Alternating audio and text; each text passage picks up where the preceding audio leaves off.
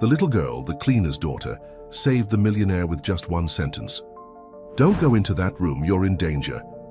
The millionaire was completely shocked when he found out what was about to happen. Nathaniel Carter's footsteps echoed through the marble floors of Horizon Innovations headquarters as he strode purposefully toward the executive elevator. His tailored suit and commanding presence turned heads, as usual, but his mind was elsewhere, focused on the upcoming board meeting, where he would present his latest acquisition proposal. The morning sun streamed through the floor-to-ceiling windows, casting long shadows across the lobby. At 42, Nathaniel had built his empire from scratch, transforming a small tech startup into a billion-dollar corporation. Today's meeting would seal another victory, adding a promising renewable energy company to his growing portfolio. He glanced at his phone, noting he was running slightly behind schedule. The message from his assistant reminded him that the board members were already gathering in the conference room on the 40th floor. Nathaniel wasn't concerned. They would wait. They always did. The lobby buzzed with the usual morning activity. Employees rushing to their offices, security guards making their rounds, and the occasional visitor being escorted to their destination. Everything seemed normal, predictable, just another day in the life of a successful CEO. Until it wasn't. "Don't go up there. You're in danger." The shrill voice cut through the ambient noise like a knife, causing Nathaniel to stop abruptly. He turned, searching for the source of the warning, and found himself staring into the wide, frightened eyes of a young girl. She couldn't have been more than 8 years old, wearing a simple blue dress and clutching a worn teddy bear to her chest. "What?" Nathaniel asked, his usual composure slightly shaken by the urgency in the child's voice. The girl took a step forward, her small fingers tightening around her teddy bear. "They're going to trap you. I heard them talking. Please, you have to believe me." Something in her voice, in the genuine terror reflected in her eyes, made Nathaniel pause. He'd learned long ago to trust his instincts, and right now every fiber of his being was telling him to listen. "Who are you? What did you hear?" He moved closer to the girl, lowering his voice to avoid drawing more attention than they already had. "I'm Emma," she whispered, glancing nervously around the lobby. "My mom works here. She had to bring me today, because my aunt is sick and couldn't watch me. I was playing hide-and-seek in the maintenance room when I heard them talking about you." Nathaniel knelt down to her level, noting the slight trembling of her hands. "What exactly did you hear?" "Emma? They said they were going to make it look like you did something bad. They have papers and stuff ready in the conference room. They're going to trick you." Emma's voice cracked with emotion. "Please, Mr. Carter, you can't go up there. They want to hurt you." The mention of papers triggered something in Nathaniel's memory. Last week, his head of security had reported unusual activity in the company's digital archives, but the IT department had dismissed it as routine system maintenance. Now, those seemingly unrelated events were starting to form a disturbing pattern. He pulled out his phone again, this time to call his head of security, Michael Reynolds. As he waited for the call to connect, he noticed a subtle movement near the security desk. One of the guards was speaking urgently into his radio while watching them. "Michael," Nathaniel spoke quietly into the phone, "implement Protocol Delta immediately and send someone to the lobby. I need an escort for 2 people. Emma tugged at his sleeve. "There's more," she whispered. "They said something about your computer and phones being watched. They can see everything." Nathaniel's mind raced through the implications. If what Emma was saying was true, his entire corporate security had been compromised. The board meeting wasn't just a meeting, it was a trap, carefully orchestrated to remove him from his own company. Looking at the scared but determined little girl before him, Nathaniel made a decision that would change both their lives forever. He reached for Emma's hand, speaking in a gentle but firm voice. "Emma, where is your mother right now?" "She's cleaning the offices on the 32nd floor," Emma replied, clutching her teddy bear tighter. "We need to get her," Nathaniel stated. "But first, we have to leave this building. Will you trust me?" Emma nodded, her eyes never leaving his face. "I trust you, Mr. Carter. That's why I had to warn you." As they moved toward the side exit, Nathaniel noticed more security personnel entering the lobby. Their movements were too coordinated, too focused. This wasn't routine patrol, they were searching for someone. The trap wasn't just set for the conference room, it extended throughout the entire building. Nathaniel guided Emma toward a service entrance he rarely used, one that led to a private parking area reserved for executive staff. His mind was already formulating a plan. They would need to secure Emma's mother, access his off-site servers, and identify who was behind this attempted coup. But first, they needed to disappear. The executive parking garage was eerily quiet as Nathaniel guided Emma through the rows of luxury vehicles. His personal security team would be arriving any minute, but time was of the essence. They needed to reach Emma's mother before anyone realized what was happening. "Mr. Carter," Emma whispered, still clutching her teddy bear. "My mom doesn't have her phone today, it broke yesterday, and she hasn't gotten a new one yet." Nathaniel nodded, processing this information. In a way, this was fortunate. If the conspiracy ran as deep as he suspected, they wouldn't be able to track Lucy through her device. "Tell me more about your mom, Emma. What's her name? What does she look like?" "Her name is Lucy Thompson," Emma replied, her small feet hurrying to keep up with Nathaniel's stride. "She has long dark hair that she always wears in a braid. She's wearing her blue uniform today and she's really pretty." As they approached his private elevator, a secure line that required both fingerprint and retinal scanning, Nathaniel's phone buzzed. Michael had texted, "Building security compromised. Trust no one in uniform. Extraction team 3 minutes. Out." The elevator would take them directly to the 32nd floor, bypassing the regular security checkpoints. It was a risk, but a calculated one. Nathaniel placed his palm on the scanner, then bent down for the retinal scan. The doors opened with a soft chime. "Emma, I need you to be very brave now," he said as they entered the elevator. "When we find your mom, she might be scared or confused. Can you help me explain to her what's happening?" The little girl nodded solemnly. "Mom always says I'm good at explaining things, but Mr. Carter..." She looked up at him with worried eyes. "The bad people, they said they have pictures of you doing bad things. But they're lying, right?" Nathaniel felt a chill run down his spine. Fabricated evidence would be the least of his concerns if they didn't make it out of the building in time. "They're lying, Emma. Sometimes adults do bad things because they want power or money. But that's why it's so important that you warned me." The elevator moved swiftly and silently. Nathaniel used these moments to send encrypted messages to his most trusted allies outside the company. Years of business dealings had taught him to prepare for betrayal, and he'd set up secure channels and protocols for exactly this type of situation. When the doors opened on the 32nd floor, they stepped into a seemingly empty corridor. The cleaning supplies cart near the window suggested that someone was working nearby. "Mum usually starts with the corner offices," Emma whispered, pointing to the left. They moved quietly through the floor, checking each office. In the third room, they found a woman with a long, dark braid, dusting the extensive bookshelves that lined the walls. She turned at the sound of their footsteps, and her eyes widened in recognition, both of her daughter and of the man whose name was on the building. "Emma?" "Mr. Carter." Lucy Thompson straightened immediately, confusion and concern evident on her face. "What's happening? Emma, you were supposed to stay in the break room." "Mom!" Emma rushed forward. "I had to save Mr. Carter. They were going to hurt him." Lucy's expression shifted from confusion to alarm. "What do you mean, mi amor? Who was going to hurt him?" Nathaniel stepped forward, his voice low and urgent. "Mrs. Thompson, I apologize for the unusual circumstances, but your daughter overheard a conversation that saved my life. Right now, we need to leave the building immediately. I promise I'll explain everything, but we have less than 2 minutes before. This floor is swarmed with security personnel who mean us harm." Lucy looked from her daughter to Nathaniel and back again. Years of raising Emma alone had honed her instincts for protecting her child, and something in Nathaniel's eyes told her he was telling the truth. "The security guards have been acting strange all week," she said, removing her cleaning apron. "Yesterday I saw them installing new cameras in unusual places, and they made us clean the executive floor at odd hours." A distant ding from the main elevators spurred them into action. Nathaniel guided them toward his private elevator, his hand hovering protectively near Lucy's back. The sound of multiple footsteps echoed from around the corner. "Trust me," Nathaniel said, meeting Lucy's eyes.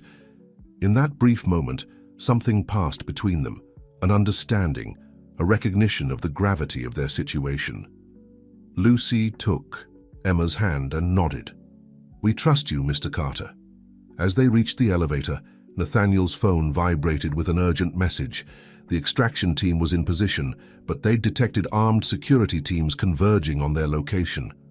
Whatever was supposed to happen in that board meeting, the conspirators had planned for every contingency. What they hadn't planned for was a little girl with a teddy bear who happened to be in the right place at the right time. The private elevator descended smoothly, but the tension inside was palpable. Nathaniel kept his eyes fixed on his phone, monitoring the messages from his security team, while Lucy held Emma close. The little girl's teddy bear remained clutched tightly in her arms, a silent witness to their escape. "Mrs. Thompson," Nathaniel spoke softly, "I have a secure location where we can go. My team has detected surveillance on all your known addresses, so returning home isn't safe right now." Lucy's fingers tightened slightly around Emma's shoulders. "How did this happen? Who are these people?" "I have my suspicions," Nathaniel replied, his jaw tightening. "But I need to confirm them before making any accusations. What I do know is that they've been planning this for months, maybe longer." The elevator stopped at the underground parking level, but Nathaniel held up his hand, preventing the doors from opening immediately. Through his phone, he watched the security feed his team had managed to hack into. 3 men in suits were patrolling the area, their movements suggesting military training rather than typical security personnel. "When these doors open," he whispered, "we'll need to move quickly and quietly. Emma, can you do that?" The little girl nodded solemnly, her eyes wide but determined. A message flashed on his phone. "Northeast corner clear. Black SUV waiting. 30 seconds. Nathaniel took a deep breath. "Lucy, take my jacket." He removed his expensive suit jacket and handed it to her. "Put it on Emma. If anyone sees us, we want them to think she's just my daughter being escorted out for an emergency." Lucy helped Emma into the oversized jacket, which nearly swallowed the small girl. The sight would have been amusing under different circumstances. The phone buzzed again. "Clear. Now." The doors opened, and Nathaniel led them through the dimly lit parking garage, his steps confident and measured, despite the urgency of their situation. Lucy matched his pace perfectly, while Emma practically tiptoed, treating their escape like a game she was determined to win. They reached the black SUV just as another elevator dinged in the distance. Michael Reynolds, Nathaniel's head of security, stood by the vehicle's door, his expression grim but professional. He helped Emma into the back seat first, then Lucy, before turning to Nathaniel. "Sir, we've detected unauthorized access to the building's mainframe. They're trying to lock down all exits." Nathaniel nodded, already sliding into the back seat, beside Lucy and Emma. "Get us out of here, Michael. Use Protocol 7 routing." As the SUV pulled away from the building, Lucy noticed several security vehicles rushing into the garage. Their lights were flashing, but no sirens wailed. Whatever was happening, they wanted to keep it quiet. "Mr. Carter," Emma whispered, her small face peering out the tinted windows. "Those aren't the regular security cars." Nathaniel turned to look at the child, impressed by her observation. "You're right, Emma. How did you know?" "The regular cars have blue stripes on the sides. These ones are all black." Lucy wrapped an arm around her daughter, pride mixing with concern. "She notices everything, sometimes too much." The SUV wound its way through the city's morning traffic, taking seemingly random turns and occasionally doubling back on its route. Michael drove with the precision of someone who had trained for exactly this type of situation, while another member of Nathaniel's security team monitored their surroundings from the passenger seat. After 20 minutes of careful navigation, they pulled into an underground garage beneath an unremarkable office building in a quiet part of the city. Unlike Horizon Innovation's gleaming skyscraper, this building was deliberately ordinary, the kind that people's eyes would skip over without a second thought. "Welcome to the Haven," Nathaniel said as they exited the vehicle. "This is one of my contingency locations. The entire building is secure, and only a handful of people know of its existence." The elevator here required a different set of security protocols, and as they ascended, Lucy noticed that none of the floor numbers were marked. They stopped at what she guessed was the 10th floor, stepping out into a surprisingly comfortable living space. The apartment was spacious but not luxurious, decorated in neutral tones with practical furniture. Floor-to-ceiling windows offered a view of the city, but Lucy noticed that the glass had an unusual tint to it. One-way ballistic glass, Nathaniel explained, catching her observation. We can see out, but no one can see in. Emma, still wearing Nathaniel's oversized jacket, wandered into the living room area, her eyes wide with curiosity. It looks like a normal house, she said, sounding almost disappointed. Nathaniel couldn't help but smile. Sometimes the best hiding places are the ones that don't look special at all. Now we need to figure out exactly what's happening at Horizon Innovations and why someone went to such lengths to set a trap for me. Lucy sat down on one of the comfortable chairs, finally allowing herself to process the morning's events. The conversation Emma overheard, what exactly did they say? Before Emma could answer, Nathaniel's phone buzzed with an urgent message. The color drained from his face as he read it. They're not just trying to take my company, he said quietly. They're trying to erase my entire life. The afternoon sun cast long shadows through the tinted windows as Nathaniel paced the living room, his phone continuously buzzing with updates. Lucy had made coffee using the kitchen's well-stocked supplies, and Emma had fallen asleep on the couch, exhausted from the morning's excitement. They're systematic, Nathaniel explained to Lucy, keeping his voice low to avoid waking Emma. In the last 4 hours, they've frozen my personal accounts, initiated an SEC investigation based on fabricated evidence, and released a series of damaging news stories to the press. Lucy watched him carefully, noting the tension in his shoulders and the way his hand occasionally trembled when reaching for his coffee cup. But why? What could be worth all this effort? Nathaniel sat down across from her, running a hand through his usually immaculate hair. 3 days ago, I discovered something in our company's renewable energy division, a breakthrough that could revolutionize solar power storage. The research team estimated its value at billions. And someone wants to steal it, Lucy concluded, her years of observing corporate dynamics from the shadows giving her a unique perspective. But they couldn't just take it, could they? They needed to discredit you first. Exactly. Nathaniel leaned forward, impressed by her insight.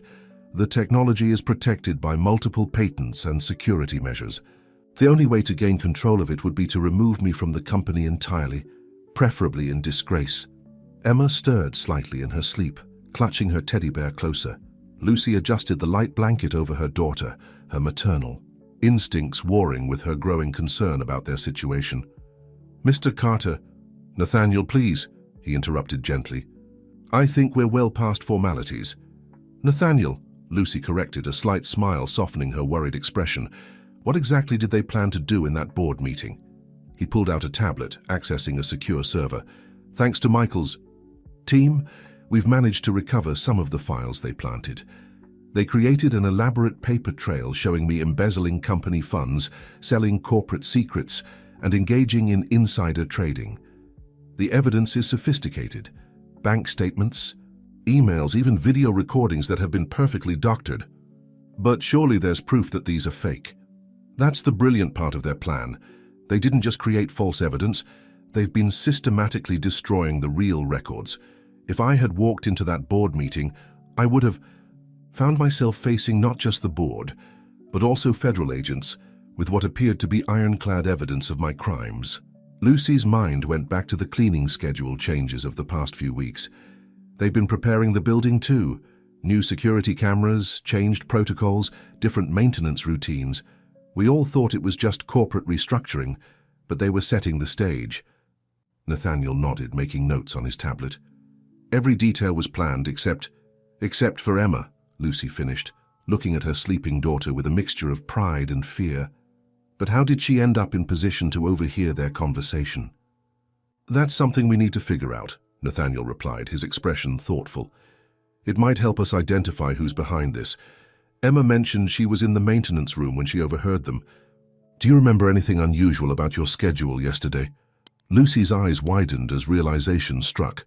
The 39th floor. I was supposed to clean it last night, but the supervisor suddenly changed my assignment to the lower floors. I had to bring Emma because my sister was sick, and the break room on the second floor was being renovated, so the supervisor suggested she could stay in the maintenance room while I worked.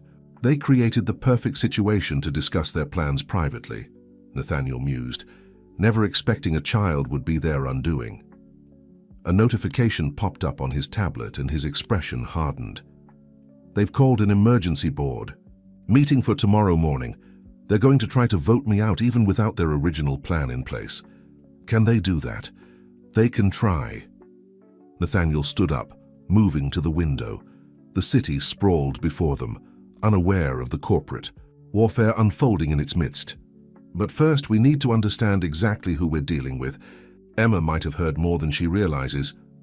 As if on cue, Emma began to stir, her eyes fluttering open.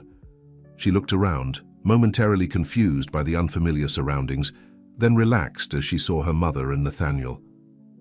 "Mom?" she asked, her voice still heavy with sleep. "I had a strange dream about the people in the maintenance room. They were talking about a special box that Mr. Carter has in his office. They said it was the key to everything." Nathaniel and Lucy exchanged glances. "What box, sweetheart?" Lucy asked gently. Emma sat up, hugging her teddy bear. "They said it looks like a normal safe, but it's not. They called it Project Sunrise, and they were really angry that they couldn't open it." Nathaniel's expression shifted from confusion to realization. "Project Sunrise isn't a box, Emma. It's the name of the solar power breakthrough. But I do have a biometric safe in my office where I keep the only physical copy of the research. They said bad things would happen if they couldn't get into the box," Emma continued, her voice small. "They said they'd have to use the contingency plan instead." The implications of her words hung heavy in the air. Whatever the conspirators had planned for the board meeting was just one part of a larger scheme. They needed to act fast, but they also needed to be careful. One wrong move could trigger the contingency plan, whatever it might be. Nathaniel looked at Lucy and Emma, these unexpected allies who had become central to his survival. He made a silent promise to protect them, no matter what happened next. Evening had settled over the city, casting an orange glow through the tinted windows of the Haven. While Emma entertained herself with some puzzles Michael had brought along with other supplies, Nathaniel and Lucy sat at the dining table, surrounded by tablets and documents, piecing together the conspiracy. "Look at this," Lucy said, pointing to a maintenance log on one of the tablets. "For the past 3 months, there have been routine inspections of the executive floor every Tuesday night. But I've worked at Horizon Innovations for 5 years, and we never had regular inspections like that before." Nathaniel leaned closer, his shoulder briefly touching Lucy's as he studied the log. The subtle contact sent an unexpected warmth through both of them, but they maintained their professional focus. "Those inspections coincide with my late-night meetings with the research team," he noted, pulling up his calendar. "Every Tuesday I would stay late to review progress on Project Sunrise. They were monitoring my movements. And probably installing surveillance equipment," Lucy added, remembering details that had seemed insignificant at the time. The maintenance crew always insisted on working alone during those inspections. Even the regular security guards weren't allowed on the floor. Emma wandered over, placing her teddy bear on the table. "Mr. Carter, the people I heard, they talked about someone named Olivia. They said she was their inside connection or something like that." Nathaniel's expression darkened. "Olivia Bennett, my chief financial officer." He pulled up her profile on his tablet. "She joined the company 2 years ago, bringing impressive credentials and seemingly perfect recommendations." "But they weren't real?" Lucy guessed, noting his use of seemingly. "Michael's team just finished their background check. The credentials are flawless, too flawless. Every detail holds up to surface inspection, but dig deeper, and the foundations start to crumble." Emma climbed onto a chair between them, her small face serious. "She has scary eyes," she commented, looking at Olivia's corporate photo. "Like my teacher, Mrs. Wilson, when she catches someone cheating." Lucy started to shush her daughter, but Nathaniel held up his hand.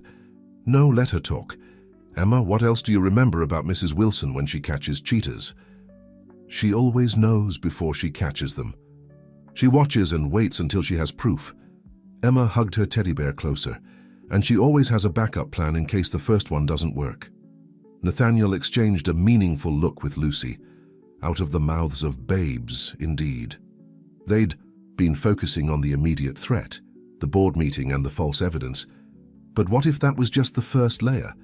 Michael, Nathaniel called to his security chief, who had been working quietly in the corner. I need everything you can find on Olivia's activities outside the company. Focus on any meetings or communications that seemed routine, but didn't quite fit her role. As Michael worked, Lucy noticed Nathaniel's hand trembling slightly as he reached for his coffee cup. She realized he probably hadn't eaten all day. Without a word, she stood and walked to the kitchen, returning minutes later with sandwiches and fresh coffee. You need to keep your strength up, she said simply, placing the food in front of him. The gesture, small but thoughtful, touched Nathaniel deeply. Thank you, he said softly, their eyes meeting for a moment. In that brief exchange, something shifted between them, a recognition of trust, of genuine care beyond their circumstantial alliance. Emma, ever observant, smiled knowingly at her teddy bear. Sir, Michael interrupted the moment, his voice urgent, you need to see this. Olivia has been having regular meetings with representatives from EcoPower Solutions. EcoPower? Nathaniel straightened. They're our biggest competitor in the renewable energy sector. They've been trying to acquire our solar division for years. Michael nodded grimly. The meetings were disguised as charity fundraisers, but we've found evidence of significant money transfers to offshore accounts following each one. The perfect cover, Lucy mused. Who questions a successful executive doing charitable work? Nathaniel was about to respond when his secure phone buzzed with an encrypted message. His face paled as he read it. They've moved up the board. Meeting, he said quietly. It's not tomorrow anymore. They're convening in 3 hours for an emergency session. Olivia's convinced them that my absence today proves their accusations. But that's not enough time to gather proof of their conspiracy, Lucy protested. No, it's not, Nathaniel agreed, which means we need to change our approach. Instead of defending against their accusations, we need to expose their true plan. Emma sat up straighter, her eyes bright with an idea. Mr. Carter, remember how I found the maintenance room? There's something else I didn't tell you about that day. Both adults turned to the little girl, who was practically bouncing with excitement. The scary lady, Olivia? She dropped something when she was leaving. I picked it up, but I didn't know what it was, so I put it in my teddy bear for safekeeping. Slowly, deliberately, Emma reached into a small tear in her teddy bear's seam and pulled out a tiny black device, no bigger than a button. Nathaniel's eyes widened in recognition. It wasn't just any device. It was a specialized encryption key, the kind used for accessing highly secure databases. In the middle of the crisis, a child's habit of collecting treasures might have just given them the breakthrough they needed. The encryption key lay on the table between them, its seemingly innocent appearance belying its crucial importance. Nathaniel's technical team was already working to decode its contents, while Michael coordinated with trusted board members who had been suspicious of Olivia's sudden emergency meeting. Emma, Nathaniel said gently, you've helped me more than you can imagine. First by warning me about the trap, and now with this key. You're quite extraordinary, you know that. The little girl beamed at the praise, but then became serious.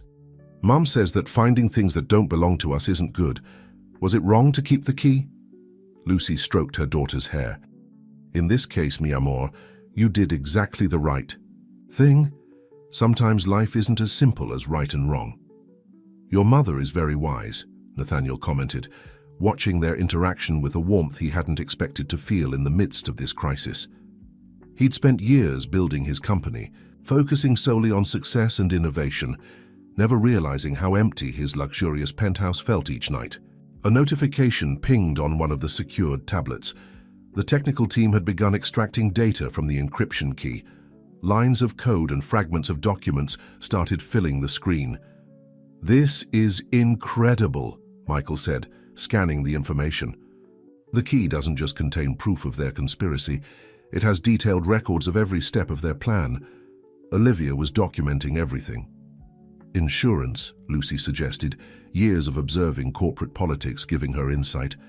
In case her partners tried to betray her, she'd have proof of their involvement. Nathaniel nodded approvingly at her analysis. The question is, can we decrypt enough of it in time to stop the board meeting? Even better, Michael replied, his expression brightening. We don't have to decrypt all of it. Look at this. Olivia was recording all her conversations, including the one Emma overheard. The implications hit them all at once. They had audio proof of the conspiracy, straight from Olivia's own records.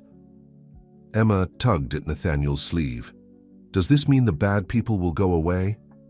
Yes, sweetheart, he assured her, then looked at Lucy apologetically. But first I need to ask something more of both of you.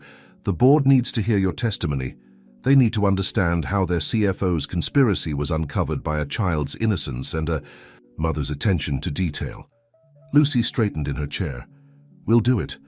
Not just for you, but because it's right. Emma and I have spent our lives watching from the sidelines. Maybe it's time we stepped forward. Nathaniel reached across the table and squeezed her hand, gently. The gesture was spontaneous, born of gratitude, and something deeper that neither of them was ready to name. Michael, he called, reluctantly releasing Lucy's hand. Prepare the conference room here. We'll connect to the board meeting remotely. I don't want Lucy and Emma anywhere near Horizon Innovations until this is over. As Michael began setting up the secure video link, Nathaniel's phone buzzed with another message. His expression tightened as he read it.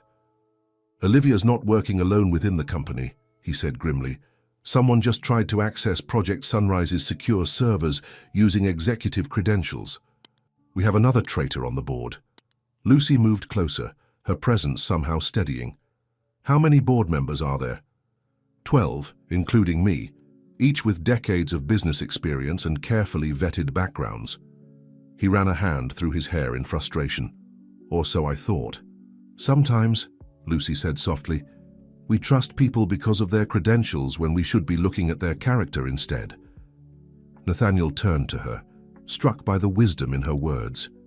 Here he was, surrounded by wealthy, powerful people, plotting his downfall, while his salvation had come from a cleaning lady and her daughter, who had nothing to gain and everything to lose by helping him. Emma, who had been quietly watching them, suddenly spoke up. Mom, Mr. Carter looks at you the same way Prince Charming looks at Cinderella in my storybook. Both adults startled, then shared an embarrassed laugh that broke the tension. Michael cracked a smile as he worked on the conference setup.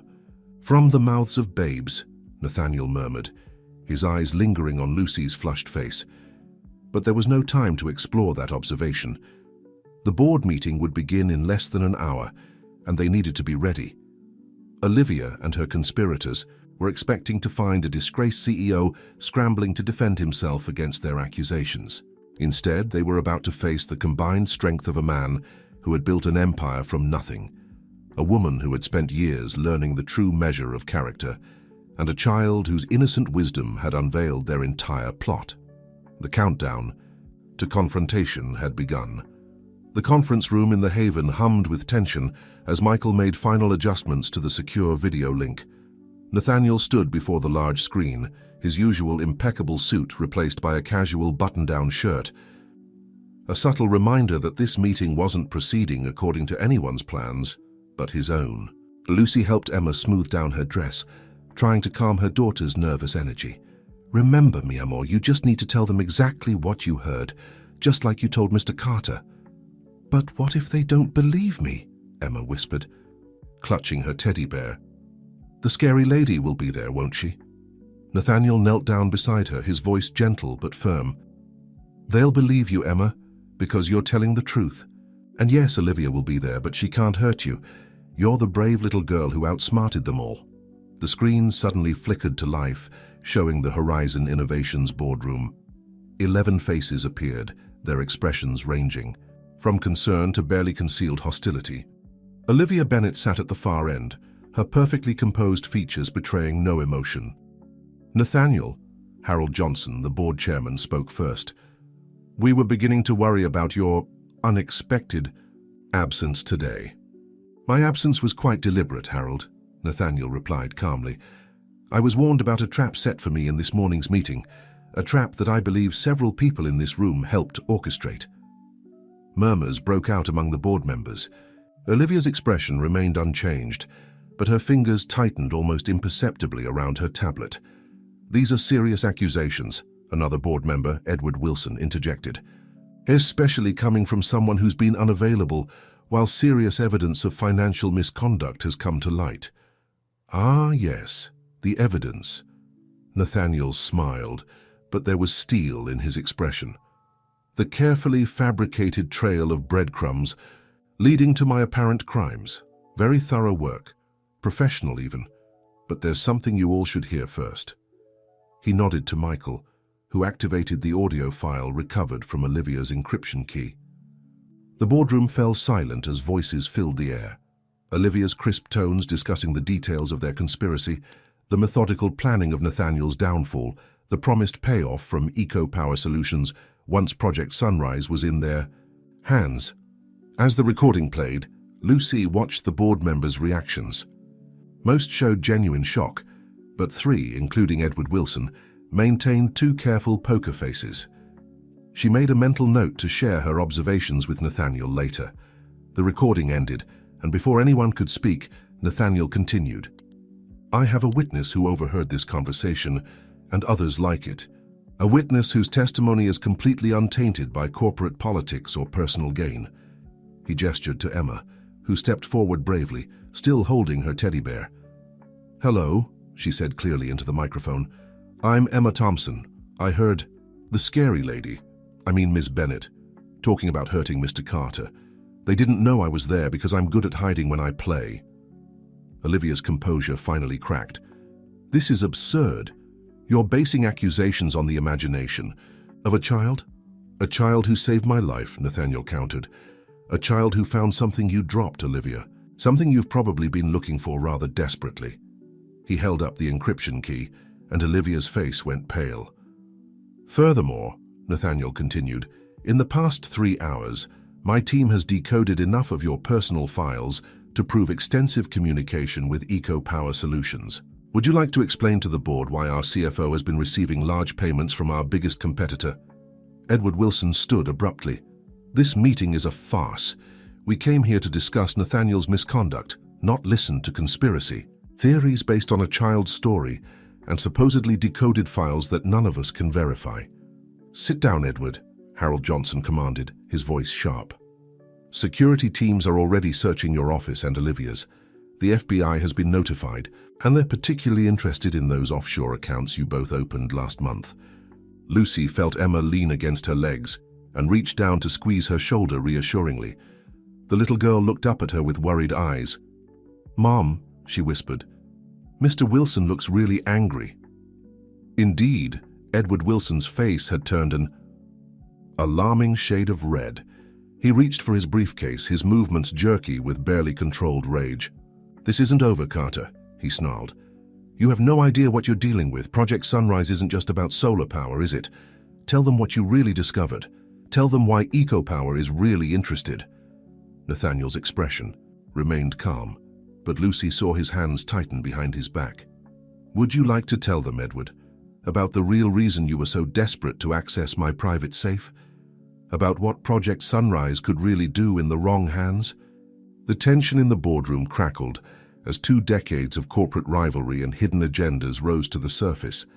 What had started as a simple corporate takeover attempt was about to reveal something far more significant and potentially far more dangerous.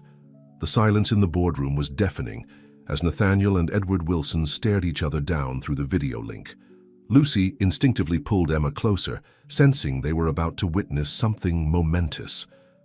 Project Sunrise, Nathaniel began, his voice steady, was meant to revolutionize solar power storage. But during our research, we discovered something unexpected, something that could change the entire energy industry overnight.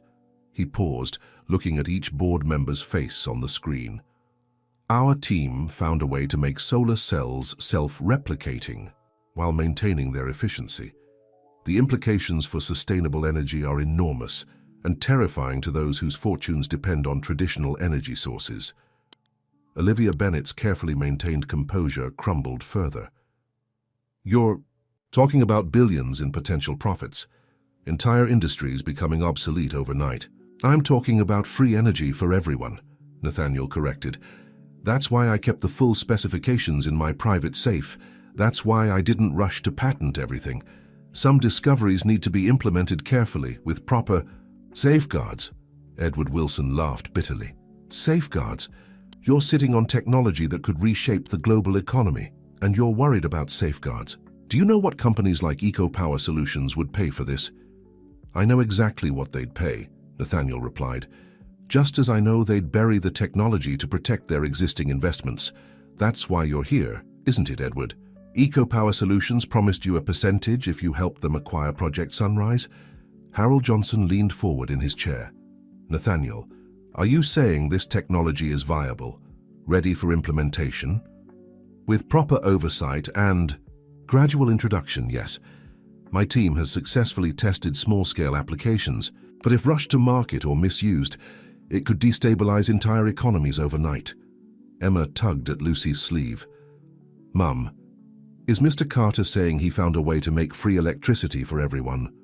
Lucy nodded, beginning to understand the true scale of what they'd stumbled into. This wasn't just corporate espionage.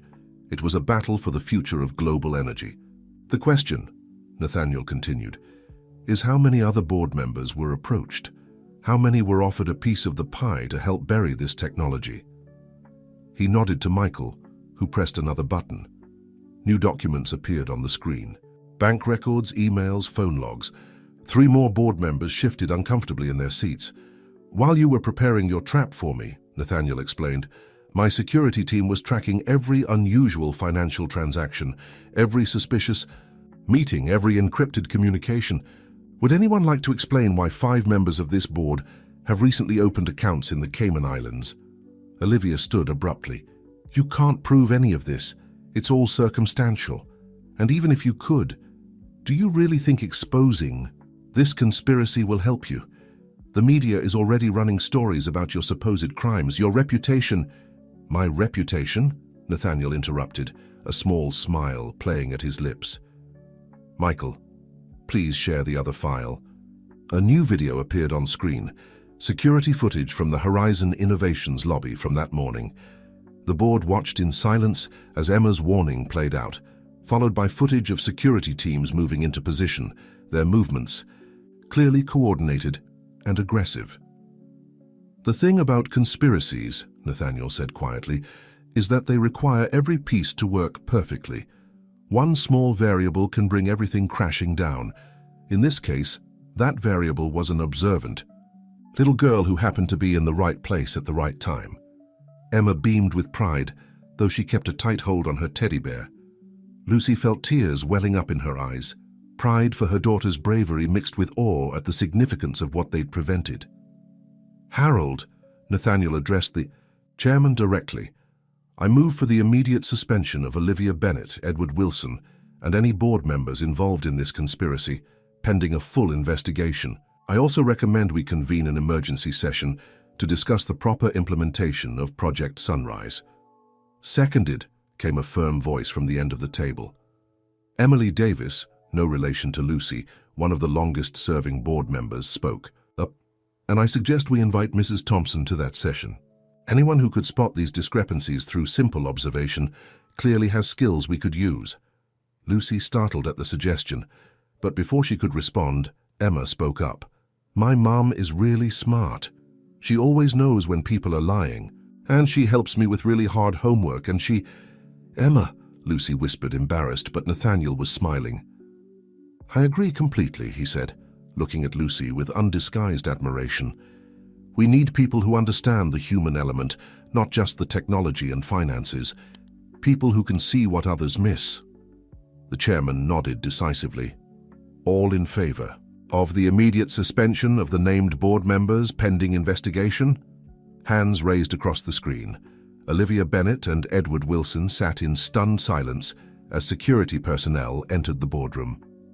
"This isn't over," Edward spat, but his bravado was cracking. Eco-power solutions won't let this technology go public.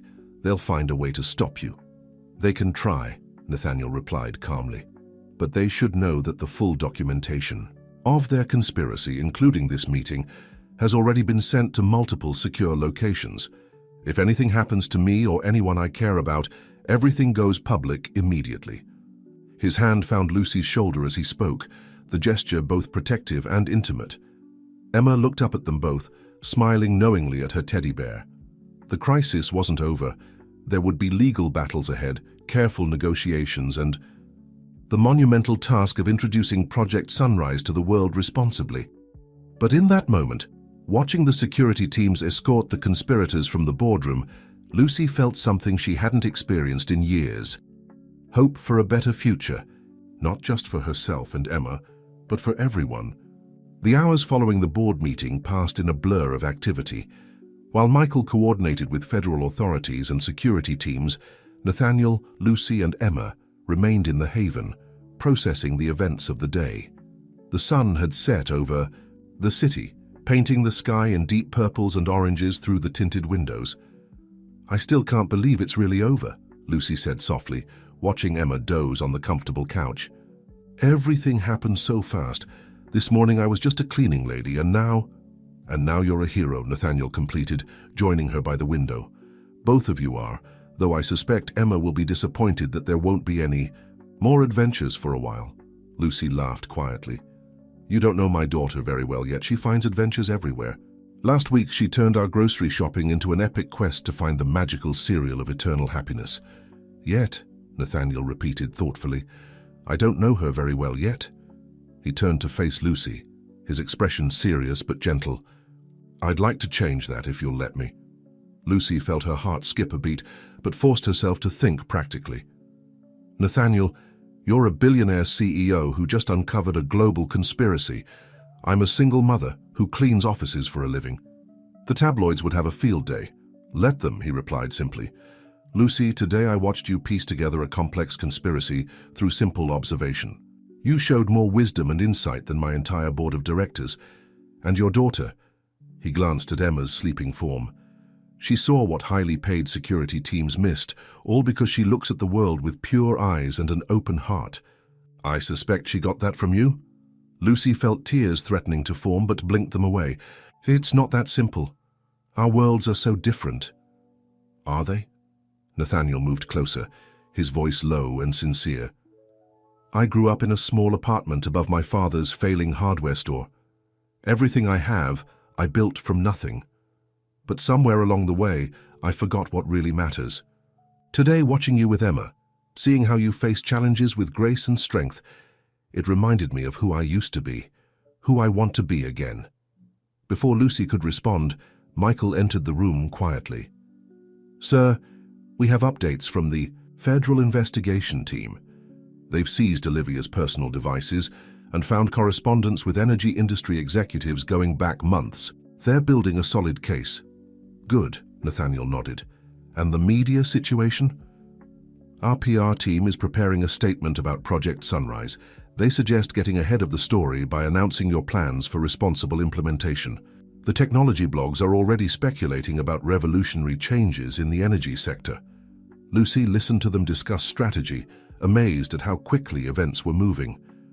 Just that morning, her biggest concern had been making sure Emma had a safe place to stay while she cleaned offices. Now she was part of something that could change the world. "What happens now?" she asked. "With Project Sunrise, I mean. Won't other companies try to stop you from releasing it?" Nathaniel's expression brightened. "Actually, I'd like your opinion on that. You understand people, Lucy. How would you introduce something this revolutionary without causing panic?" Lucy thought for a moment, absently adjusting Emma's blanket as she considered the question. "You start small. Show people how it works in their daily lives. Maybe begin with community projects, schools, hospitals, neighborhoods that struggle with energy costs. Let them see the benefits firsthand." "Exactly what I was thinking," Nathaniel smiled. "We'll need someone to oversee those community projects. Someone who understands both the human impact and the importance of careful implementation. Lucy's eyes widened as she realized what he was suggesting. Nathaniel, I don't have the qualifications. You have exactly the qualifications we need, he interrupted gently. You understand people. You see details others miss. And most importantly, you care about doing things right, not just doing them quickly. Emma stirred on the couch, blinking sleepily. Mom, are we going home soon? Nathaniel and Lucy exchanged glances. With the conspirators in custody, it was technically safe to leave the haven, but neither of them was quite ready for this day to end. Actually, Nathaniel said, kneeling beside the couch, I was wondering if you and your mom would like to have dinner with me. I know a place that makes amazing pizza, and they deliver right here. Emma sat up, suddenly wide awake. Can we get the one with pineapple? Mom never lets me get pineapple on pizza. Emma, Lucy exclaimed, but she was laughing. Pineapple pizza it is, Nathaniel declared solemnly, though his eyes twinkled. Sometimes the best traditions start with breaking the old rules, right? As he placed the order, Lucy watched him with Emma, saw how naturally they interacted, how her daughter's usual shyness had been replaced with comfortable familiarity. In just one day, their lives had changed in ways she never could have imagined. Michael discreetly excused himself, hiding a smile as he went to coordinate with the security team. Through the window, the city lights began to twinkle, and Lucy realized that for the first time in years, she wasn't worried about tomorrow. Whatever came next, they would face it together. The next few days passed in a whirlwind of activity. While federal investigators built their case against Olivia Bennett and her co-conspirators, Nathaniel worked with his team to prepare for Project Sunrise's carefully planned unveiling. Through it all, Lucy and Emma remained at the haven, which had become something of a temporary home. These projections look promising, Nathaniel said one evening, reviewing documents at the dining table. The first community pilot program could be operational within months. Lucy looked up from helping Emma with her homework. Have you chosen the location yet? Actually, I was hoping you'd help with that decision. He pushed aside his tablet and joined them at the other end of the table. You mentioned your old neighborhood has been struggling with rising energy costs.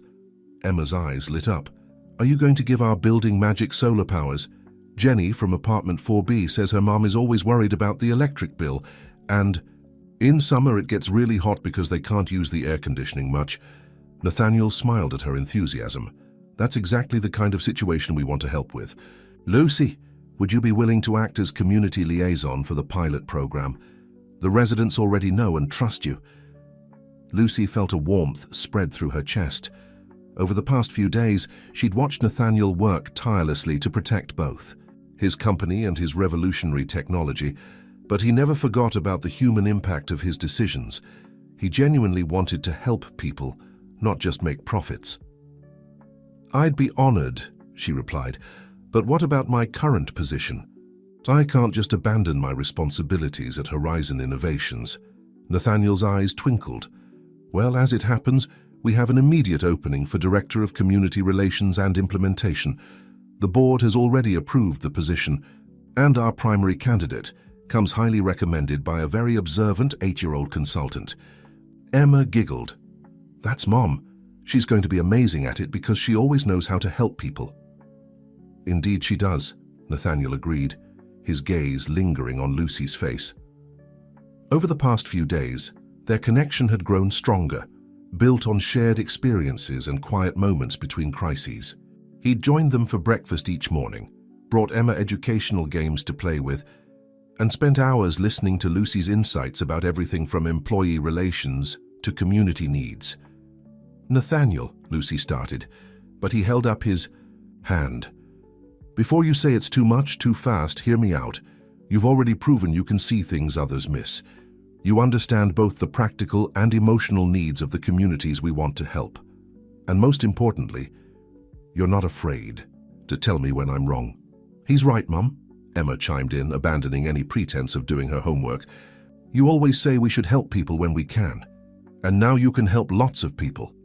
Lucy looked at her daughter's excited face and Nathaniel's hopeful expression. Her whole life she'd worked hard to give Emma a better future, to show her that integrity and kindness mattered more than status or wealth. Now she had a chance to prove that on a larger scale. "Okay," she said finally, "but I want to start with a trial period. 3 months to make sure it's a good fit." "Perfect," Nathaniel beamed. "Though I should warn you, the position does come with one rather persistent admirer who may ask you to dinner occasionally." Emma bounced in her chair. "Is it you, Mr. Carter? Are you going to take Mom on a real date? Can I help pick her dress?" "Emma!" Lucy exclaimed, blushing furiously. "Actually," Nathaniel said, reaching for Lucy's hand across the table, "I was hoping both of you would join me for dinner tonight. There's this wonderful Italian restaurant by the park." "With the carousel?" Emma asked excitedly. "Mom, can we go, please?"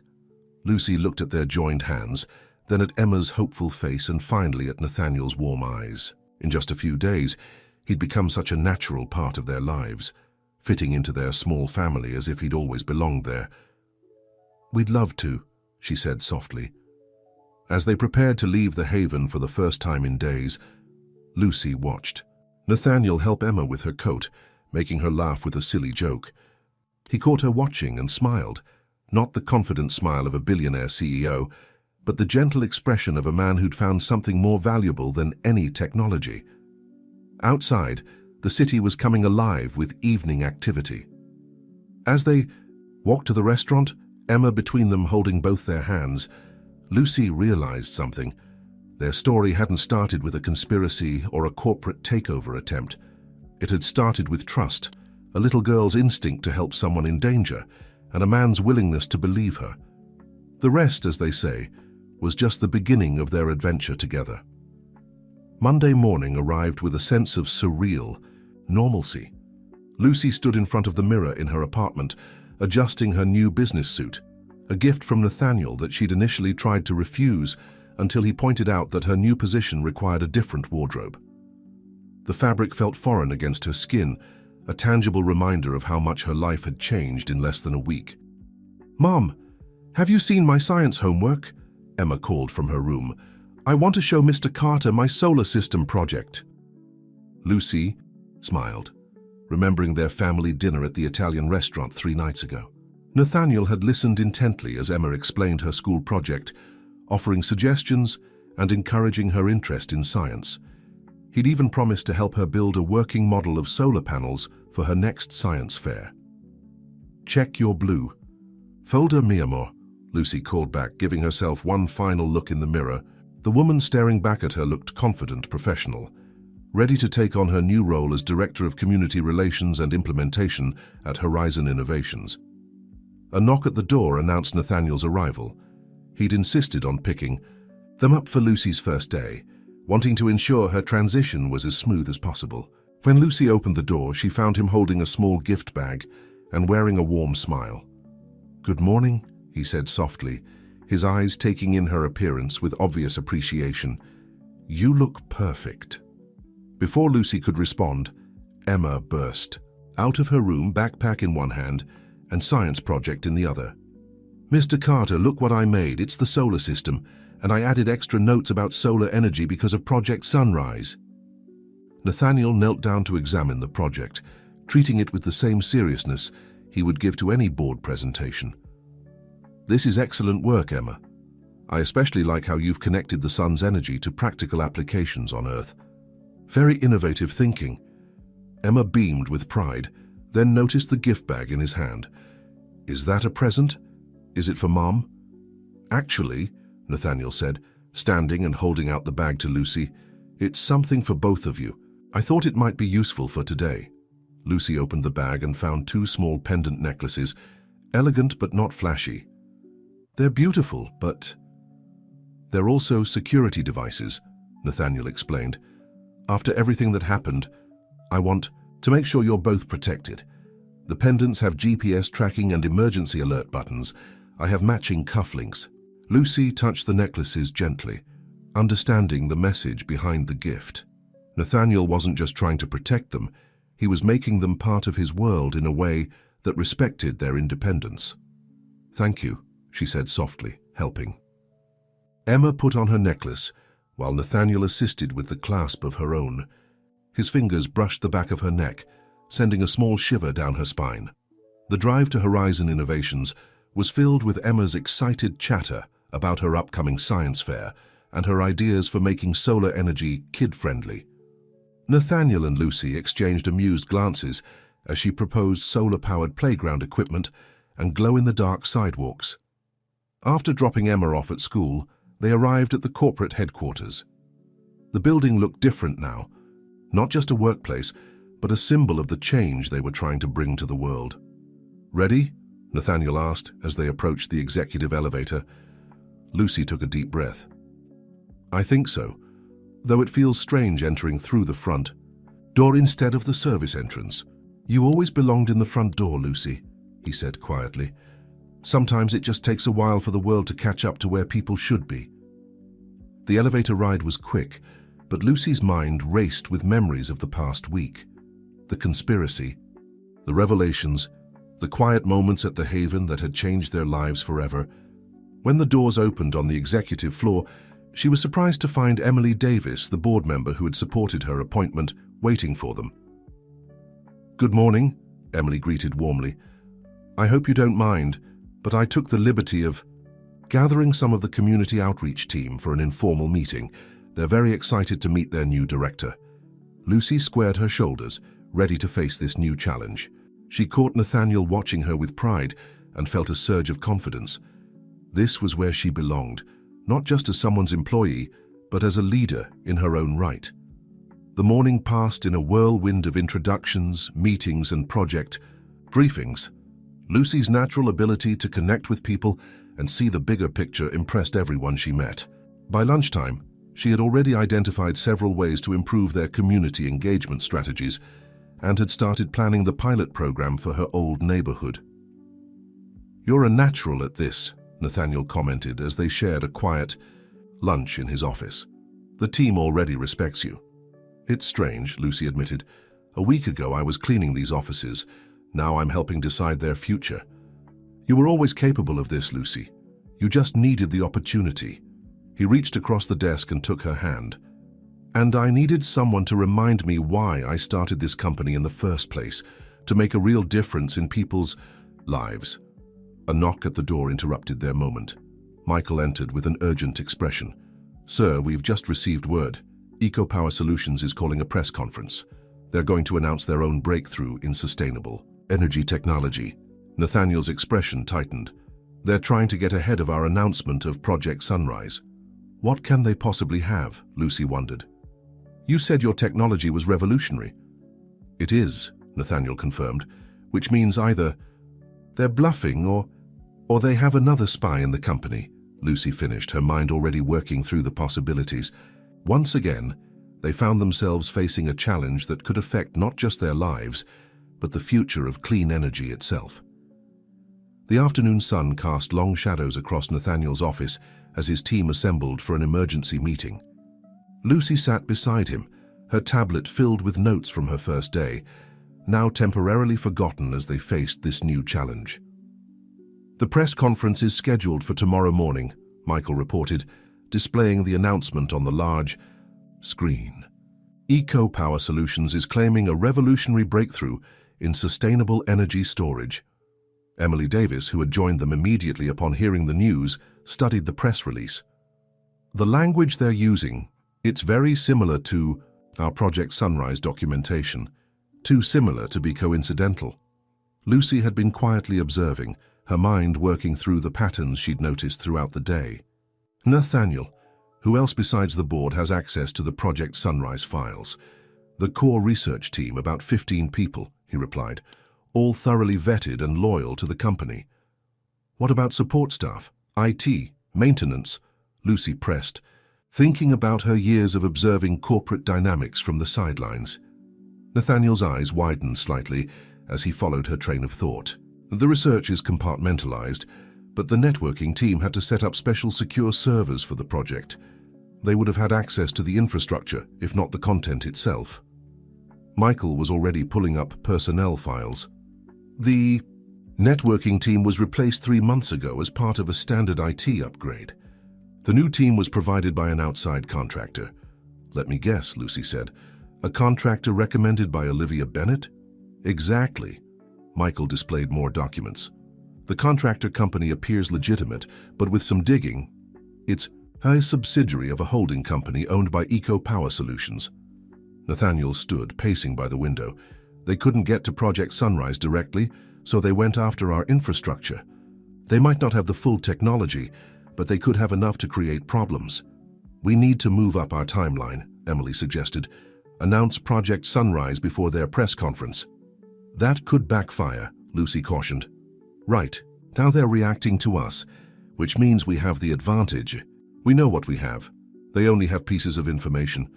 If we rush our announcement, we might play into their hands. Nathaniel stopped pacing and turned to her, a smile forming. You have an idea. Actually, I have several, Lucy replied, pulling up the community implementation plans she'd been working on. What if, instead of a big corporate announcement, we show them and the world what Project Sunrise can actually do? She stood and moved to the screen, displaying her proposal for the pilot program. My old neighborhood isn't the only community struggling with energy costs. What if we launched multiple pilot programs simultaneously? Show real results in real communities before they can make empty promises. A grassroots approach, Emily nodded approvingly. It would be harder for them to counter actual working implementations with theoretical technology. Nathaniel was already reaching for his phone. We can have the legal team draft agreements with community leaders tonight. Michael, how quickly can we set up the initial installations? With the prototypes we've already tested. 48 hours for the first wave. Lucy's tablet chimed with a message from Emma's school. Speaking of community support, she said, reading the message, Emma's science teacher is very excited about her solar energy project. Apparently half the class is now interested in sustainable technology. Nathaniel paused his planning, a new idea forming. Emily, what if we added schools to the pilot program? Not just providing the technology, but educational programs about sustainable energy? The children are our future, Emily mused, literally in this case, teaching them about clean energy while demonstrating its benefits to their families. It's perfect, Lucy agreed. Eco Power Solutions is thinking like a corporation, focusing on stock prices and market share. We can show that Project Sunrise is about people, not just profits. The room buzzed with renewed energy as they refined the plan. By the time they needed to leave to pick up Emma from school, they had a solid strategy in place. The pilot programs would launch in 10 communities across the city, including schools, community centers, and residential buildings. You've done amazing work today, Nathaniel told Lucy as they rode the elevator down. Both with the community, outreach plans, and handling this crisis. It helps to have a different perspective, she replied. Sometimes the best solutions come from understanding people's real needs, not just corporate strategies. The elevator doors opened, and they headed to the parking garage. As they walked, Nathaniel took her hand, intertwining their fingers naturally. Have dinner with me tonight, both of you? Again? Lucy teased. That would be 3 times in 1 week. I was thinking we could cook at my place this time, he suggested. Emma mentioned she likes making pizza, and I have a kitchen I barely use. Lucy thought about Emma's delight at the idea of making dinner with Nathaniel, of the domestic comfort that had grown between them so naturally. We'd like that. As they drove to Emma's school, Lucy reflected on the changes in her life. A week ago, she'd been cleaning offices and worrying about bills.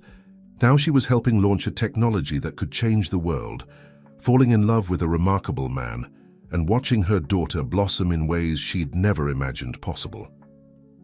Emma was waiting at the school entrance, her solar system project, clutched proudly in her hands.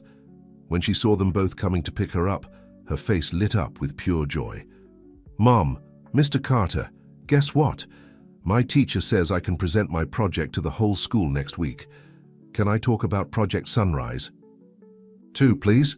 Nathaniel and Lucy exchanged glances, both thinking about their plans for the school pilot programs. Sometimes the best ideas really did come from the most unexpected sources. Nathaniel's penthouse kitchen was soon filled with laughter as Emma enthusiastically spread tomato sauce on her pizza dough. The countertops were dusted with flour, and the air was rich with the smell of fresh herbs and melting cheese. How you have to spread it in circles, Emma explained seriously. demonstrating her technique. Mom says it's like painting, but you have to be careful not to make holes in the dough. Nathaniel watched in fascination as Lucy guided Emma's hands, showing her how to reach the edges without tearing the carefully stretched dough. There was something magical about seeing his usually pristine kitchen transformed into this warm, messy space of family activity. "I think we're ready for toppings," Lucy announced, wiping a smudge of flour from Emma's cheek. "Remember our deal about the pineapple?" "Only on half," Emma recited, then turned to Nathaniel with a conspiratorial whisper. "Mom doesn't like pineapple on pizza, but she's letting me try it because you said it's important to try new things." "Speaking of trying new things," Nathaniel said, pulling out his tablet, "I wanted to show you both something before dinner." He pulled up the implementation plans they'd finalized that afternoon. "Emma, remember how you talked about solar-powered playground equipment?" Emma's eyes widened as she saw the designs on the screen. "Those are my ideas, the glowing sidewalks and the spinning thing that makes electricity." "Our engineering team loved your suggestions," Nathaniel explained. "They've designed safe, kid-friendly ways to demonstrate solar power in schools. And guess which school is getting the first installation?" Mine?" Emma practically bounced with excitement. "Really, when can I tell my friends?" Lucy watched them interact, her heart swelling with emotion. Nathaniel had taken Emma's creative ideas seriously, turning them into real projects that would help children understand and get excited about sustainable energy. "The installations begin next week," he continued, showing more details. "While Eco Power Solutions is giving their press conference about theoretical technology, we'll be launching real projects in communities across the city." "And the educational program?" Lucy asked, arranging pepperoni on her section of the pizza. "Emily's team has already developed the curriculum. We're calling it Sunrise Scholars, a program to teach kids about renewable energy through hands-on projects and real-world applications." Emma carefully placed pineapple chunks on her half of the pizza. "Can I help teach the other kids? I already know lots about Project Sunrise." "Actually," Lucy said, exchanging a glance with Nathaniel, "we were thinking you could be our first student ambassador. You'd help introduce the program to other schools and share your experiences." The pizza was momentarily forgotten as Emma processed this news. "Like a real job? Would I get a badge and everything?" "A badge, a special tablet for presentations, and an official role in the Sunrise Scholars program," Nathaniel confirmed. "But only if your mom agrees, and only if you keep your grades up." Emma turned to Lucy with pleading eyes. "Please, Mom, I promise I'll do all my homework and keep my room clean and everything." Lucy pretended to consider it carefully, though she'd already discussed the details with Nathaniel earlier.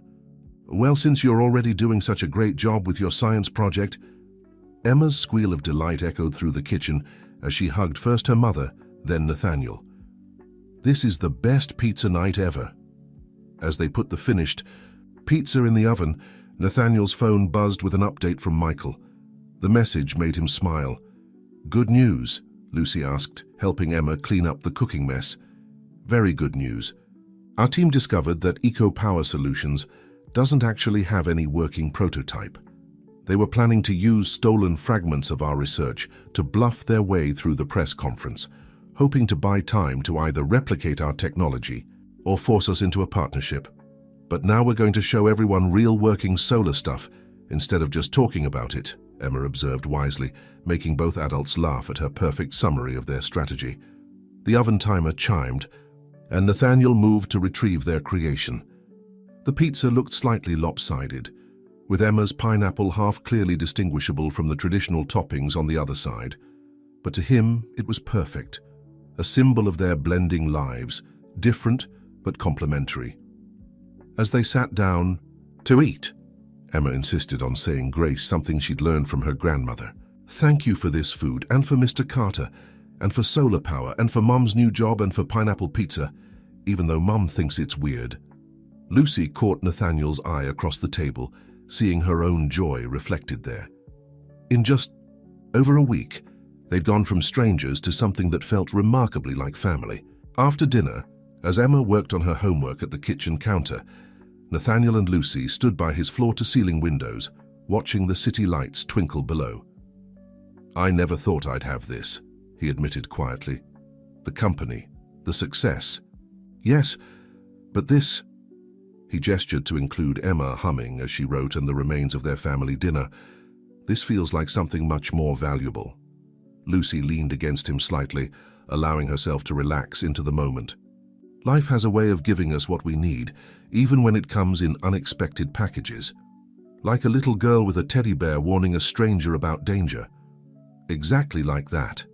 Emma's voice interrupted their moment. "Mum, Mr. Carter, can you help me with my essay?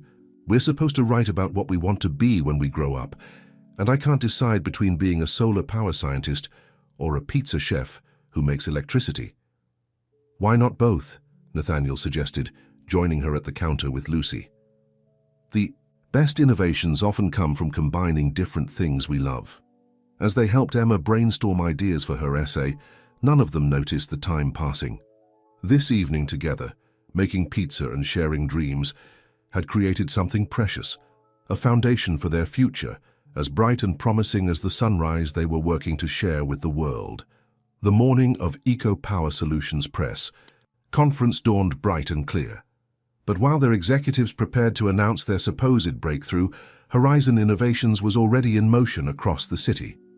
Lucy stood in the gymnasium of Emma's school, watching as technicians installed the first set of interactive solar demonstrations. The centerpiece was a specially designed playground set that converted kinetic energy from children's play into power for the school's lighting system. "The kids are going to lose their minds when they see this," Emma's science teacher, Ms. Thompson, said excitedly, "especially when they learn they can power their own classrooms by playing." "That was actually Emma's idea," Lucy explained proudly. "She thought kids would understand solar energy better if they could see it working in their daily lives." Across the gymnasium, Emma was giving an impromptu tour to some early arriving students, proudly wearing her Sunrise Scholars badge. "And this part spins when you push it, and it makes electricity, and then the lights change colors to show how much power you made." Nathaniel arrived just as the final installations were being tested. He'd switched his usual formal suit for business casual attire, wanting to be approachable for the community event. "How are the other sites progressing?" Lucy asked as he joined them. "Right on schedule. The apartment complexes are already showing significant power generation, and the community center's systems will be online within the hour." He checked his tablet. "EcoPower's press conference starts in 30 minutes. "Mr. Carter," Emma called, running over with a group of excited children. "Can we show them how the solar panels work, please?" "Of course," he smiled, following the enthusiastic tour group. Lucy watched as he patiently explained the technology in terms the children could understand, using analogies and interactive demonstrations to make complex concepts accessible. The school's principal approached Lucy, beaming. "This is extraordinary. Do you know how much we'll save on energy costs? We can finally afford to upgrade our computer lab and start that after-school science program we've been dreaming about." Similar scenes were playing out across the city. At Lucy's old apartment building, residents gathered in amazement as their electric meters began running backward, generating credits instead of costs. The community center, in one of the city's poorest neighborhoods, powered up its new air conditioning system for the first time in years, providing relief from the summer heat. Emily Davis coordinated with news teams, ensuring that each successful installation received media coverage. By the time EcoPower Solutions CEO stepped up to their podium to make their announcement, social media was already buzzing with real-world examples of Horizon Innovations technology in action. "Mom," Emma called out suddenly, "look at the TV." The gymnasium's screen, intended for assemblies and presentations, was showing the EcoPower Solutions press conference. Their CEO's confident expression faltered as reporters began asking questions about Horizon's community implementations. "Is it true that Horizon Innovations has already installed working solar systems in multiple locations? Can you comment on reports of zero-cost energy generation in low-income communities? What's your response to the Sunrise Scholars program teaching children about sustainable energy?" The CEO's prepared speech about theoretical breakthroughs crumbled in the face of actual results. When asked specifically about their supposed new technology, his vague responses made it clear they had nothing concrete to offer. Nathaniel's phone buzzed with a message from Michael. Eco power stock dropping. Their major investors are calling for emergency meetings. I almost feel sorry for them, Lucy mused, watching the CEO struggle to maintain composure on screen. They brought this on themselves, Nathaniel replied, but without malice. They were so focused on corporate espionage and market manipulation that they forgot the real purpose of innovation, helping people. The gymnasium doors opened as more students began arriving for the official unveiling. Emma rushed to greet her classmates, proudly showing off her ambassador badge and leading them to the various demonstrations. She's a natural leader, Nathaniel observed, watching Emma organize the growing crowd of excited children into groups. She gets that from her father, Lucy said quietly. It was the first time she'd mentioned Emma's father to Nathaniel. He was a community organizer, always fighting for people's rights. He would have loved what we're doing here. Nathaniel took her hand gently. Tell me about him. He was killed in a protest 7 years ago, standing up for worker safety regulations. Emma was too young to remember him, but I see him in her sometimes, especially her desire to help others. Before Nathaniel could respond, Emma's voice rang out across the gymnasium. Mum, Mr. Carter, can we start the official tour now? Everyone's here. They turned to see the gymnasium filled with students, parents, teachers, and community members, all eager to learn about the technology that was already changing their lives. Shall we? Nathaniel offered his arm to Lucy with a smile. As they joined Emma at the front of the crowd, Lucy felt a profound sense of rightness. They weren't just implementing new technology or outmaneuvering corporate competitors. They were building a better future, one community at a time. Emma began her presentation, her voice clear and confident. Welcome to the future of clean energy. Today, we're going to show you how the power of the sun can make our school, our neighborhood, and our whole world better. The enthusiasm in her voice, the pride in her mother's eyes, and the love in Nathaniel's heart created their own kind of energy, one that no technology could measure, but that would power their shared future for years to come. 2 weeks after the community launch of Project Sunrise, the impact was spreading far beyond their initial expectations. Lucy's office at Horizon Innovations had become a hub of activity, with requests pouring in from communities across the country wanting to participate in the pilot program. We've received inquiries from 37 states and 12 countries, she reported during the morning executive meeting. The success of our initial implementations has created a domino effect. Emily Davis nodded approvingly. The educational program is particularly successful. Emma's presentation video has gone viral, over 2 million views. Children everywhere are asking their schools to join the Sunrise Scholars Program. Nathaniel couldn't help but smile at the mention of Emma, the little girl who had saved his life. Was now becoming the face of clean energy education, inspiring children around the world with her enthusiasm and simple, clear explanations of complex technology. Speaking of Emma, he said as the meeting concluded, how is she handling her newfound fame? Lucy gathered her materials, pride evident in her expression. She's taking it all in stride. Yesterday she told me she doesn't want to be famous. She just wants to help other kids understand how they can make the world better. They walked together to Lucy's office, their shoulders occasionally brushing in a way that sent warm tingles through both of them. The past 2 weeks had seen them falling into a comfortable routine, family dinners, weekend outings, and quiet moments that felt increasingly like home. I've been thinking, Nathaniel said as they entered her office, which had a beautiful view of the city. The apartment building implementation has been so successful. Maybe it's time to consider expanding it to the entire neighborhood. Lucy turned to him, understanding dawning in her eyes. You want to make my old neighborhood the first fully sustainable community in the city? Not just sustainable, self-sufficient. Solar roads, community power storage, educational centers, a model for future implementations worldwide. He moved closer, taking her hands in his. And I was thinking, maybe we could be part of that community together. Lucy's heart skipped a beat. Nathaniel. I know it soon, he continued quickly. But these past weeks, Lucy, I've never felt more alive, more purposeful. Watching you and Emma being part of your lives, it's shown me what really matters. Before she could respond, Emma burst into the office, her Sunrise Scholars badge gleaming. Mom, Mr. Carter, you have to see this. She was carrying her tablet, which showed a live news feed. Eco Power Solutions was announcing their immediate restructuring, including the resignation of their CEO and a complete shift in corporate strategy. They want to partner with us, Emma explained excitedly. They're saying they were wrong to try to steal Project Sunrise, and now they want to help make it available everywhere. Nathaniel and Lucy exchanged glances.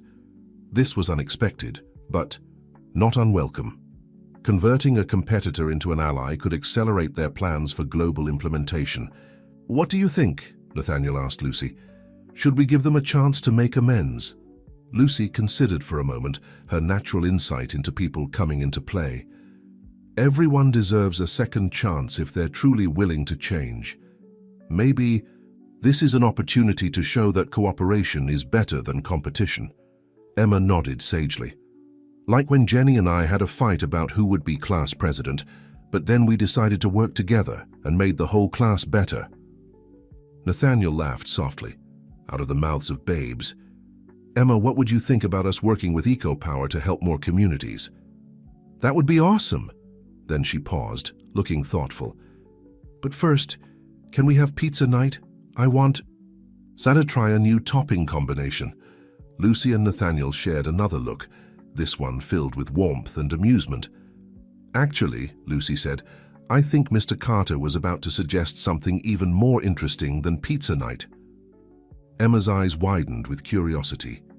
More interesting than pizza? What could be more interesting than pizza? Nathaniel knelt down to Emma's level, suddenly feeling nervous about this conversation with an 8-year-old. Well, I was thinking, how would you feel if we turned your ideas for a sustainable community into reality? Not just for your school, but for your whole neighborhood. Emma bounced excitedly. With the glowing sidewalks and the power-making playgrounds. All of that and more, he confirmed. And maybe I could help make those improvements from a little closer to home. For a moment, Emma looked confused. Then her eyes lit up with understanding. You mean, you want to live near us, like be a real family? The hope in her voice made Nathaniel's heart swell. He glanced up at Lucy, seeing tears shimmering in her eyes, and knew he was making the right decision. Only if you and your mom want that, he said softly. Emma launched herself into his arms, nearly knocking him over. Yes, Mom, can we, please? We can have pizza night every night. Lucy laughed through her tears. Maybe not every night, mi amor. She moved closer, joining their embrace. But I think we could work something out. As they held each other in the sunlit office, plans for sustainable communities and global partnerships momentarily took a back seat to something more immediate and precious. The formation of a family, brought together by a child's warning, united by a vision for a better world, and strengthened by love that had grown as naturally as the sunrise.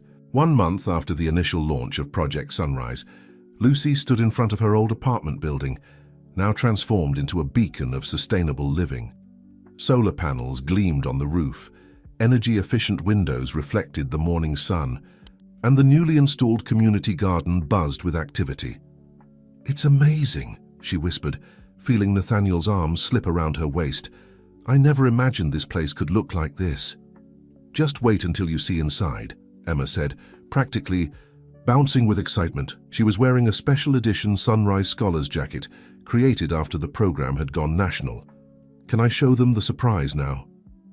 Nathaniel nodded, and Emma led them through the building's entrance, now powered by transparent solar glass. The lobby, once dim and dated, had been transformed into a bright, welcoming space with living walls and interactive displays showing the building's real-time energy production and usage. But the real surprise waited on the top floor. As they stepped out of the elevator, Emma ran ahead, throwing open the door to what had once been abandoned storage space. Welcome home, she announced proudly.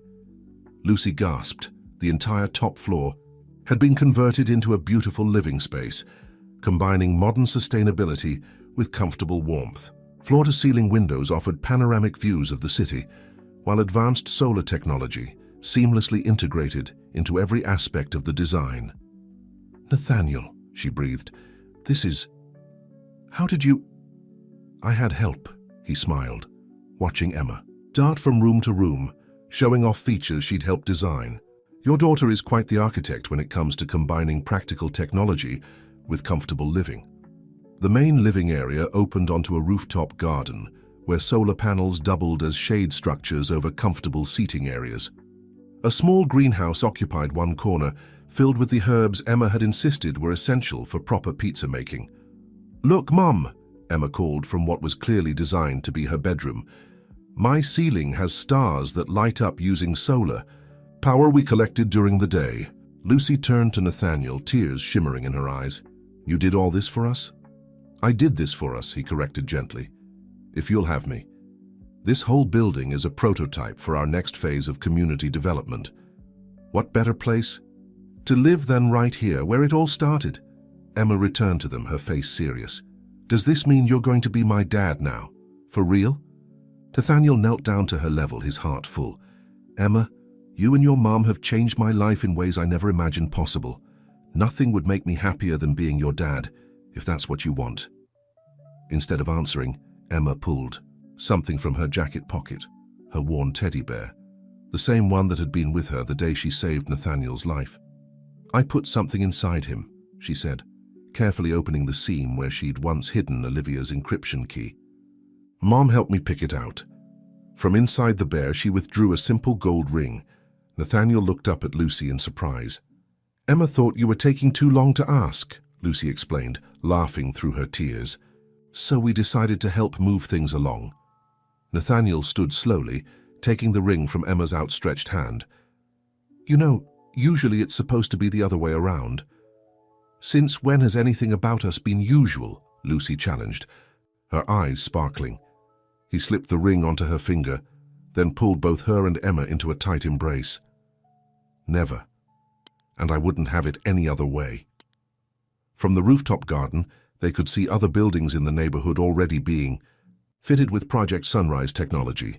The partnership with EcoPower Solutions had accelerated their implementation timeline, and communities around the world were beginning to transform. "You know what this means?" Emma asked, still sandwiched between them. "We need to have a bigger pizza oven for when everyone comes to visit, and maybe a solar-powered ice cream maker." "I think we can arrange that," Nathaniel laughed, "although your mom might have some opinions about too many desserts." "Speaking of opinions," Lucy said, "the Community Council wants to know if we're still planning to convert the old recreation center into a Sunrise Scholars headquarters." "Already in progress," Nathaniel confirmed. "Emily's team is developing an expanded curriculum, and we've had thousands of applications from students wanting to join the program." Emma beamed with pride. "Jenny says I'm going to be famous like Bill Nye the Science Guy, but with better hair." They laughed together, the sound echoing across their rooftop sanctuary. Below them, the city stretched out like a canvas waiting to be transformed. Project Sunrise was no longer just a technological breakthrough. It had become a movement, sparked by a child's courage and nurtured by the love of a family that fate had brought together. "So," Emma said, looking between her soon-to-be official parents, "about that pizza oven." Lucy and Nathaniel exchanged amused glances. Their journey had begun with a warning about danger and had transformed into something beautiful. A family, a mission, and a future bright with promise. And yes, probably quite a few experimental pizza toppings along the way. Wedding planning, Lucy discovered, was considerably more complicated when you were also overseeing the global rollout of revolutionary sustainable energy technology. She sat in her office, surrounded by both fabric swatches and implementation reports, while Emma enthusiastically shared her latest ideas. "And then," Emma continued, barely pausing for breath, "we can have solar-powered fairy lights all around the garden, and everyone can wear flowers made from recycled materials, and maybe we can make the cake using ingredients from our rooftop greenhouse." Lucy smiled at her daughter's excitement. "I think we might need to leave the cake to professionals, mi amor, but I love the idea about the lights." Nathaniel appeared in the doorway, his face lighting up at the sight of his future wife and daughter. "How's the planning going?" Emma wants to power the entire wedding with sustainable energy, Lucy reported, standing to greet him with a kiss. And apparently we need a pizza station at the reception. Obviously, Emma nodded seriously. It's like our family tradition now. Nathaniel joined them at Lucy's desk, picking up one of the implementation reports. Speaking of traditions, the first International Sunrise Scholars Convention is confirmed for next month. They want all three of us to give the opening speech. Emma's eyes widened. All of us? Together? Well, you are our top ambassador, Nathaniel reminded her. And your mother's community implementation model has become the global standard. It makes sense for us to present as a family. Family. The word still sent warm ripples through Lucy's heart. She looked around her office, remembering how just months ago she had been cleaning spaces like this. Now her walls were covered with awards, implementation plans, and children's artwork sent from Sunrise Scholars programs around the world. Did you see the latest numbers from the Asian rollout? She asked, pulling up the data on her tablet. The rural electrification program is ahead of schedule, and the educational initiatives are showing incredible results. Mom, Emma interrupted, waving a color swatch. Focus, we need to decide on the flowers before we can match them to the sustainable decorations. Nathaniel laughed, pulling his daughter onto his lap. What if we combined both? We could showcase the latest solar technology developments as part of the wedding decor. Make it a celebration of not just our love, but everything we've built together. That's perfect, Emma exclaimed. We can have little models of the solar projects in every centerpiece, and maybe the place cards could be made from recycled materials from our first installations. Lucy watched them brainstorm, her heart full. The ring on her finger caught the sunlight, sending rainbow reflections dancing across her desk. It was fitting, she thought, that even their wedding would be a blend of personal joy and their shared mission to change the world. Oh, Emma suddenly remembered something. Emily called earlier. She says the Eco-Power Solutions transition is complete and they're ready to start implementing Project Sunrise technology in their existing infrastructure. Nathaniel nodded approvingly. From competitors to collaborators, it's amazing what people can achieve when they work together instead of against each other. Like us, Emma observed wisely, we're better together too. A notification popped up on Lucy's computer. Another community had achieved full energy independence using their technology. These alerts were becoming more frequent as Project Sunrise spread across the globe, each one representing thousands of lives improved. I've been thinking, Nathaniel said, his expression turning thoughtful. What if we held the wedding at the first community center we converted? Come full circle, so to speak. Lucy's eyes lit up. The place where we proved Project Sunrise could really work. And where I gave my first presentation, Emma added excitedly. We could invite all the kids from the original Sunrise Scholars program. The idea felt right, celebrating their love in the place where their shared dream had first become reality. The community center had become a symbol of hope, a prototype that had sparked a global movement. We could set up educational displays, showing how far we've come, Lucy suggested, her mind already working on the logistics. Let people see the journey from that first installation to where we are now, and have a pizza-making station for the kids, Emma insisted, making both adults laugh. Nathaniel pulled them both into a hug. I love how we can't separate our family celebrations from our mission to help others. It's just who we are now. Speaking of helping others, Lucy said, the Community Council wants to expand the rooftop garden project to all the buildings in the neighborhood. They're calling it the Sunrise Farms Initiative. Emma perked up. Can we grow more herbs for pizza? We can grow food for the whole community, Nathaniel explained. Combined with the solar power systems, it would make the neighborhood almost completely self-sufficient. Lucy looked at her wedding planner, then at the implementation reports, and finally at her family. Everything in their lives was intertwined. Personal joy and public service, family love and global impact. She wouldn't have it any other way. So, Emma said, returning to the most pressing matter at hand, about the pizza station at the wedding. Lucy and Nathaniel exchanged amused glances. Their wedding, like everything else in their lives, would be unique, a celebration of love that had grown from an unexpected warning into something that was changing the world, one community at a time. The community center had been transformed. Solar-powered fairy lights twinkled overhead. Sustainable decorations crafted by local children adorned every surface, and the air was filled with the happy chatter of guests from all walks of life. Board members mingled with community residents, international delegates chatted with local teachers, and children darted between the educational displays, showing Project Sunrise's global impact. In a quiet room upstairs, Lucy stood before a mirror, her wedding dress a beautiful blend of traditional elegance and modern sustainability. The fabric had been created from recycled materials, and tiny solar-powered lights were woven into the trim, making her literally glow. "Mom, you look like a princess," Emma exclaimed, twirling in her own dress, a junior version of her mother's, complete with matching lights. But a really smart, world-changing princess who knows about solar power. Emily Davis, who had become a close friend and was serving as maid of honor, adjusted Lucy's veil. "The media is calling this the wedding of the future, the first completely sustainable celebration powered entirely by renewable energy." Lucy smiled, touching the necklace Nathaniel had given her months ago, the one with the security pendant that had become a symbol of their journey together. "I still can't believe how much has changed since that morning in the lobby." "I can," Emma said, clutching her faithful teddy bear, now wearing a tiny bow tie for the occasion.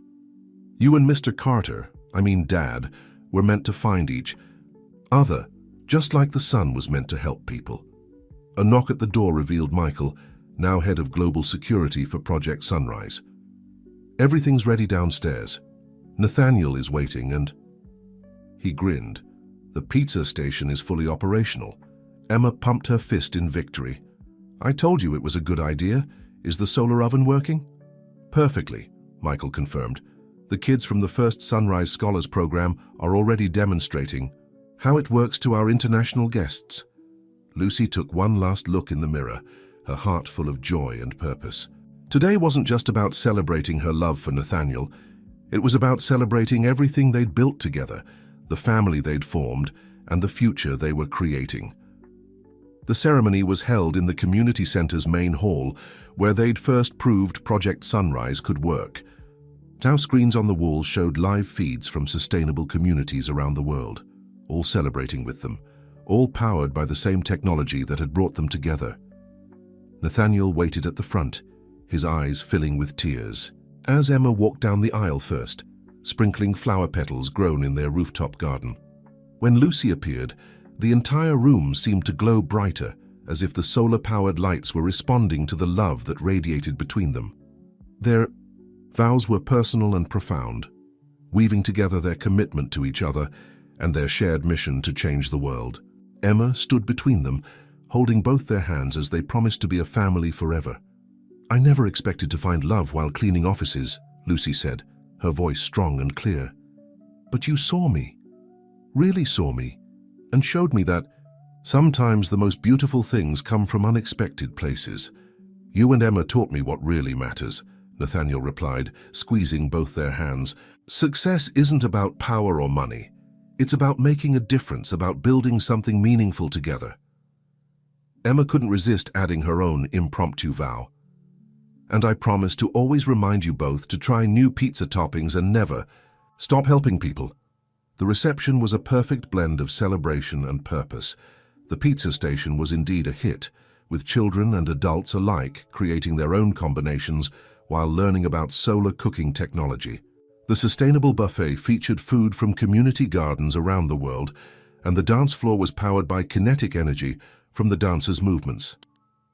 As evening fell, the solar-powered lights created a magical atmosphere. Nathaniel led Lucy to the dance floor for their first dance, with Emma insisting on joining them halfway through. As they swayed together, the screens showed celebrations continuing in sustainable communities across different time zones. "Look," Emma pointed excitedly, "the kids in India are having a pizza party too, and the ones in Brazil are showing off their new solar playground." Emily approached them with a tablet displaying the latest news. EcoPower Solutions just announced full conversion of their last coal plant to Project Sunrise technology. They're calling it a wedding gift. Nathaniel pulled Lucy closer. The perfect gift. More communities gaining energy independence. Actually, Emma interrupted, I think my gift is better. She ran to get something from behind one of the displays, returning with a large, wrapped package. Inside was a handmade book titled Our Sunrise Story, filled with pictures, news clippings, and Emma's own illustrations documenting their journey from that first warning in the lobby to today. Because every good story should be remembered, Emma explained, especially ones with happy endings. No, mi amor, Lucy corrected gently, hugging her daughter close while reaching for Nathaniel's hand. Not an ending. A beginning. We're just getting started. As if to prove her point, the tablets around the room pinged with notifications. 3 more communities had achieved full energy independence during their wedding celebration. They danced late into the night, surrounded by family, friends, and the warm glow of success. Project Sunrise had transformed from a technological breakthrough into a global movement, but its greatest achievement wasn't measured in kilowatts or efficiency ratings. Its greatest achievement was right here, a family brought together by chance, united by purpose, and now officially bound by love. As Emma had pointed out while planning the wedding, the sun wasn't just a source of power, it was a promise of new beginnings, of light after darkness, of hope for a better tomorrow. And this family, born from a moment of crisis and built on a foundation of trust and shared dreams, would continue to bring that light to communities around the world, one sunrise at a time. 3 months after the wedding, the Carter family had settled into a rhythm as natural as the rising sun. Their penthouse apartment in the sustainable community had become a hub of both family life and global innovation, with Emma's science projects often intermingling with prototype designs for new solar applications. One sunny morning, as Lucy prepared breakfast using ingredients from their rooftop garden, Emma burst into the kitchen waving her tablet excitedly. Mom! Dad! My Sunrise Scholars video about solar-powered transportation just hit 5 million views, and schools in 20 new countries want to start their own programs. Nathaniel looked up from his own tablet, where he'd been reviewing expansion plans. That's fantastic, sweetheart, though I'm not surprised. Your explanation of kinetic energy recovery using that skateboard demonstration was brilliant. Lucy smiled, remembering how Emma had convinced her entire class to participate in the video, turning complex engineering concepts into a fun playground game. Her daughter's natural ability to make science accessible had helped the Sunrise Scholars program spread even faster than they'd anticipated. Speaking of demonstrations, Lucy said, setting a plate of solar-dried fruit and homemade granola in front of Emma, the community council meeting is this afternoon. They want to discuss expanding the rooftop farming initiative. Can I come? Emma asked between bites. I have some ideas about combining the vertical gardens with new solar panel designs. Jenny and I have been working on drawings. Nathaniel and Lucy exchanged proud glances.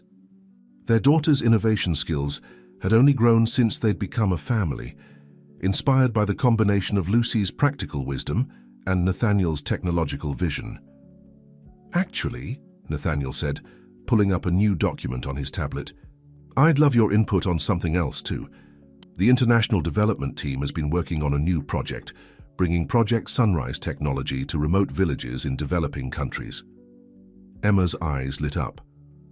Like the places where kids can't study at night because they don't have electricity? Exactly, Lucy nodded, joining them at the table. We're calling it Sunrise Bridge, creating connections between communities through sustainable energy. The kitchen's smart display activated, showing a map of current Project Sunrise implementations worldwide. Glowing points of light marked each community, forming a growing constellation of sustainable energy networks. Look at this. Nathaniel pointed to a new cluster of lights appearing in rural Africa. These villages just came online last night. For the first time, they have reliable power for schools, medical clinics, and homes. Emma studied the map thoughtfully. It's like a big family, she observed. All the communities connected together, helping each other just like us. Lucy reached for Nathaniel's hand across the table, touched by their daughter's insight. "That's a beautiful way to look at it, mi amor." "Oh," Emma suddenly remembered something. "Ms. Davis asked if you could both come to Career Day next week. She wants you to talk about how families can work together to make the world better." "Of course we'll come," Nathaniel assured her. "Maybe we can bring some of the new educational prototypes to demonstrate." "And pizza?" Emma asked hopefully, making both parents laugh. "Maybe not pizza this time," Lucy said, "but we could show them the new solar cooking systems we're developing for the Sunrise Bridge program." The morning sun streamed through their energy-efficient windows, catching the ring on Lucy's finger and the matching pendant necklaces they all wore. These simple pieces of jewelry had become symbols of their journey, from a warning in a lobby to a global movement for sustainable change. Nathaniel's phone buzzed with a message from Emily. The United Nations was requesting a presentation on Project Sunrise's impact on global development. They specifically wanted Emma to participate, recognizing the importance of youth leadership in environmental innovation. "They want me to speak at the UN?" Emma's eyes widened. "Can I wear my Sunrise Scholars jacket?" "So you can wear whatever makes you feel confident," Lucy assured her. "Just be yourself, that's what makes people listen." "Like when I warned Dad about the bad people?" Emma asked. "I was just being myself then too." Nathaniel pulled her into a hug. "Exactly like that. You trusted your instincts and spoke up. And look what happened. You didn't just save me, you helped start something that's saving communities around the world." The kitchen's smart display updated again, showing more lights appearing across the global map. Each point represented families gaining access to clean energy, children being able to study at night, communities growing stronger together. "We should celebrate," Emma declared. "Maybe with a solar-cooked pizza." Lucy laughed, pulling her daughter and husband into a group hug. "How about we save the pizza for after the community council meeting? I hear they're very interested in your vertical garden ideas." As they prepared for their day, Emma gathering her presentation materials, Lucy reviewing community proposals, and Nathaniel coordinating with international teams, their home buzzed with the energy of purpose and love. The view from their windows showed a city transforming, solar panels glinting in the morning light, community gardens flourishing on rooftops, and children heading to schools powered by the same sun that had brought this family together. They had built something remarkable, not just a sustainable energy network, but a new way of thinking about community, family, and the future. And it had all started with a child's courage to speak up and an adult's wisdom to listen. The community center buzzed with excitement as residents gathered for the first anniversary celebration of Project Sunrise's launch. The same space that had hosted Nathaniel and Lucy's wedding was now filled with displays showcasing a year of global impact, children's science projects, and the results of their sustainable community initiatives. Emma, now a poised 9-year-old, stood confidently at the center's podium, addressing a room full of international delegates, community members, and fellow Sunrise scholars. "1 year ago, we proved that solar power could change lives," she began, her voice clear and strong. "But what we really proved is that when people work together and trust each other, anything is possible." Lucy watched from the side of the stage, feeling Nathaniel's arms slip around her waist. Their daughter had grown so much in the past year, not just in height, but in confidence and purpose. The shy little girl who had once hidden in maintenance rooms was now a leading voice for youth environmental education. The Sunrise Scholars Program has now reached over 2 million students worldwide, Emma continued, clicking through her presentation. And our new Sunrise Bridge initiative has brought sustainable power to communities in 43 countries. The screens behind her showed images of transformed communities, rural villages with solar-powered schools, urban neighborhoods with thriving rooftop gardens, children learning and playing with sustainable technology. Each image represented countless lives improved, countless futures brightened. "But my favorite part," Emma said, her face lighting up, "isn't just the technology. It's the way Project Sunrise brings people together, like it brought my family together." She gestured to her parents, and Lucy felt tears welling up as she remembered their journey. Nathaniel squeezed her hand, both of them thinking of that fateful morning in the lobby that had changed everything. After Emma's presentation, the celebration moved to the community garden on the center's roof, another successful initiative that had spread throughout the city. Children demonstrated solar-powered irrigation systems while parents shared recipes using locally grown produce. "Remember when I insisted on a pizza station at your wedding?" Emma asked, joining her parents by the garden's edge. "Now look, solar-powered pizza ovens are helping feed communities everywhere. You've always had good instincts," Nathaniel smiled, ruffling her hair, "just like when you knew I needed to be warned about that meeting." Emily Davis approached them, tablet in hand. "The latest numbers are in. Project Sunrise has reduced global carbon emissions by 12% in just 1 year. The UN is calling it the most successful sustainable energy initiative in history." "And it all started with a little girl and her teddy bear," Lucy said, softly pulling Emma close. "Speaking of which," Emma said mysteriously, "I have a surprise for you both." She ran to her backpack and returned with her faithful teddy bear, now sporting a slightly worn bow tie from the wedding. "I've been keeping a new secret in here," she explained, reaching into the same seam where she'd once hidden Olivia's encryption key and later Lucy's wedding ring. This time she pulled out a carefully folded piece of paper. "What's this?" Nathaniel asked as Emma handed it to them. "My citizenship project for school," she explained proudly. "We had to write about how we'd make the world better. I wrote about how love is like solar power. There's an endless supply, it gets stronger when you share it, and it can light up the whole world." Lucy and Nathaniel read the essay together, their hearts swelling with pride and love. Emma had written about their family's journey, about how trust and courage had sparked a global movement, and about her dream of a world where every community was connected through sustainable energy and shared purpose.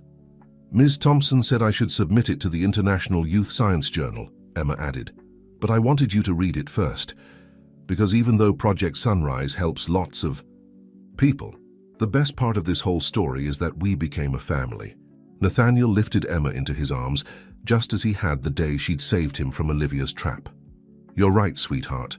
All the success, all the innovations, they're wonderful, but nothing compares to what we have together."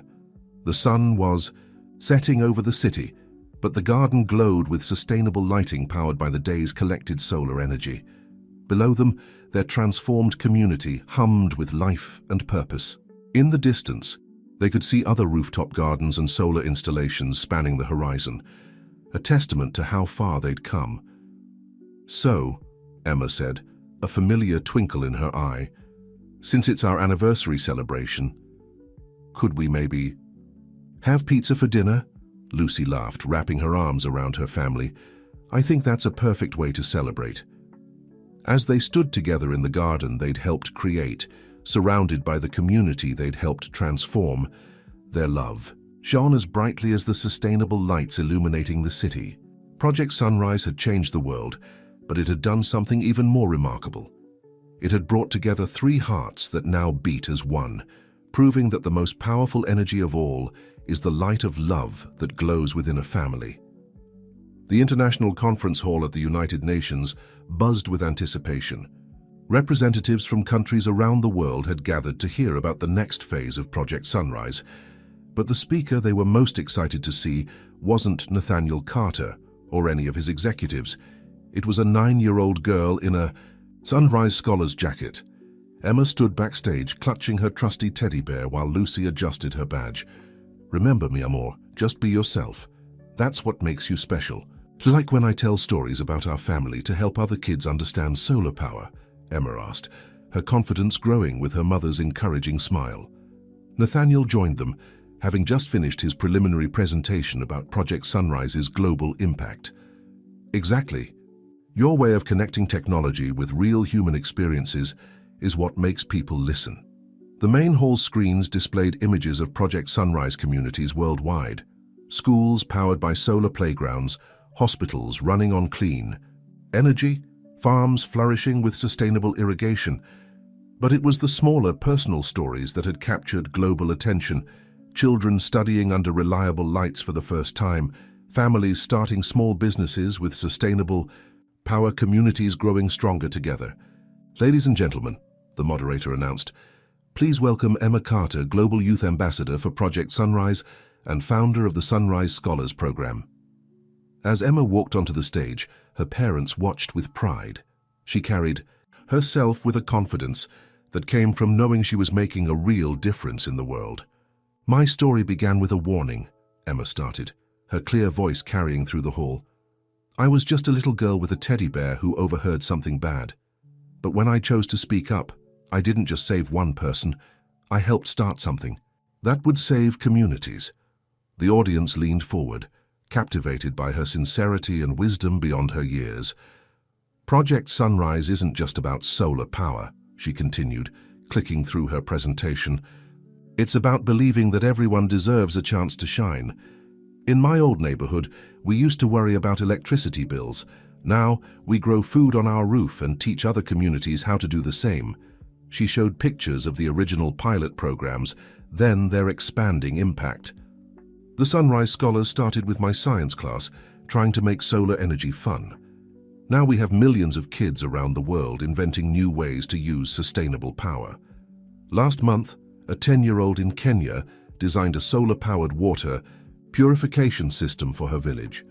A 12-year-old in Brazil created a sustainable cooling system for his community center." Lucy squeezed Nathaniel's hand as they watched their daughter inspire world leaders with the same enthusiasm she'd once used to convince them about pizza toppings. "But the best inventions," Emma said, her voice softening, "come from love. My mum taught me that helping others makes us stronger. My dad showed me that big changes start with small acts of trust. Together, they proved that when we combine love with purpose, we can light up the whole world." The presentation screens shifted to show real-time data from Project Sunrise implementations globally. Points of light represented communities connected through sustainable energy, forming constellations of hope across continents. "Every light you see is a family who can now read together at night," Emma explained. "A student who can study after sunset, a community that grows stronger because they control their own power, both electrical and personal." She reached into her jacket pocket and pulled out her teddy bear. "I still keep my special bear with me because he reminds me how everything changed. He helped me save my dad, held my mum's wedding ring, and now he travels the world with me, meeting other kids who want to make a difference." The audience, composed of hardened diplomats and world leaders, found themselves moved by this child's pure vision and unwavering determination. "Project Sunrise works because it starts with people, not just technology," Emma concluded. "In my family, we say that love is like solar power. It's renewable, sustainable, and grows stronger when you share it. So today, I'm asking all of you to help us share it even further." She unveiled the next phase of their global initiative, a comprehensive plan to bring sustainable energy to every community that wanted it, powered by local leadership and youth involvement. "Because every sunrise brings new possibilities," she said, her voice strong and clear, "and when we work together, those possibilities are endless." The standing ovation that followed wasn't just for Emma's presentation. It was for the hope she represented, the proof that positive change could start with something as simple as a child's courage to speak up. Backstage, Lucy and Nathaniel enveloped their daughter in a proud embrace. "You were amazing, sweetheart," Nathaniel whispered. Emma beamed, but her mind was already moving forward. "Can we get pizza to celebrate? I had this idea about solar-powered food trucks that could help feed communities during emergencies." Lucy laughed, sharing a loving look with Nathaniel.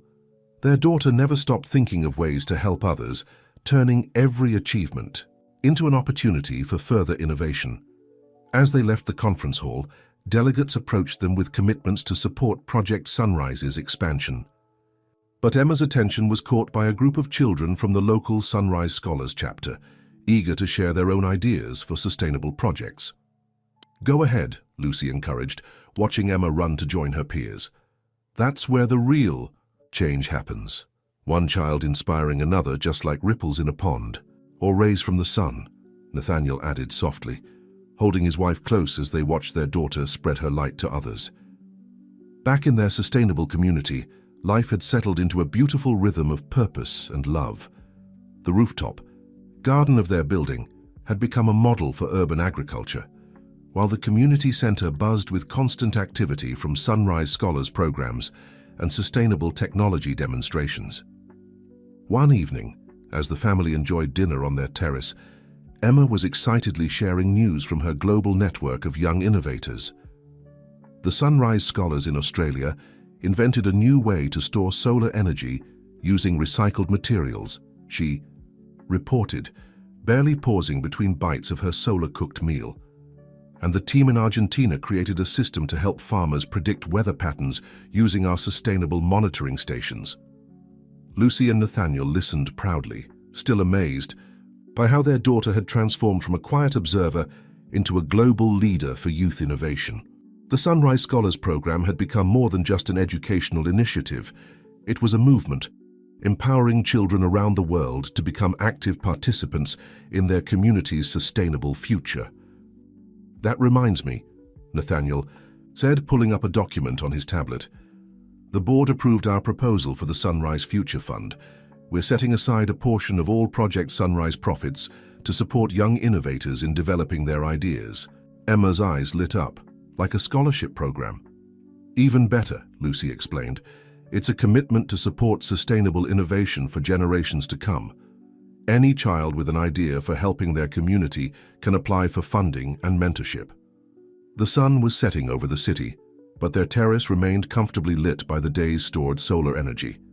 Below them, the streets glowed with sustainable lighting, and rooftop gardens dotted the skyline like green jewels. "Remember when I used to hide in the maintenance room?" Emma asked, looking out over their transformed neighborhood.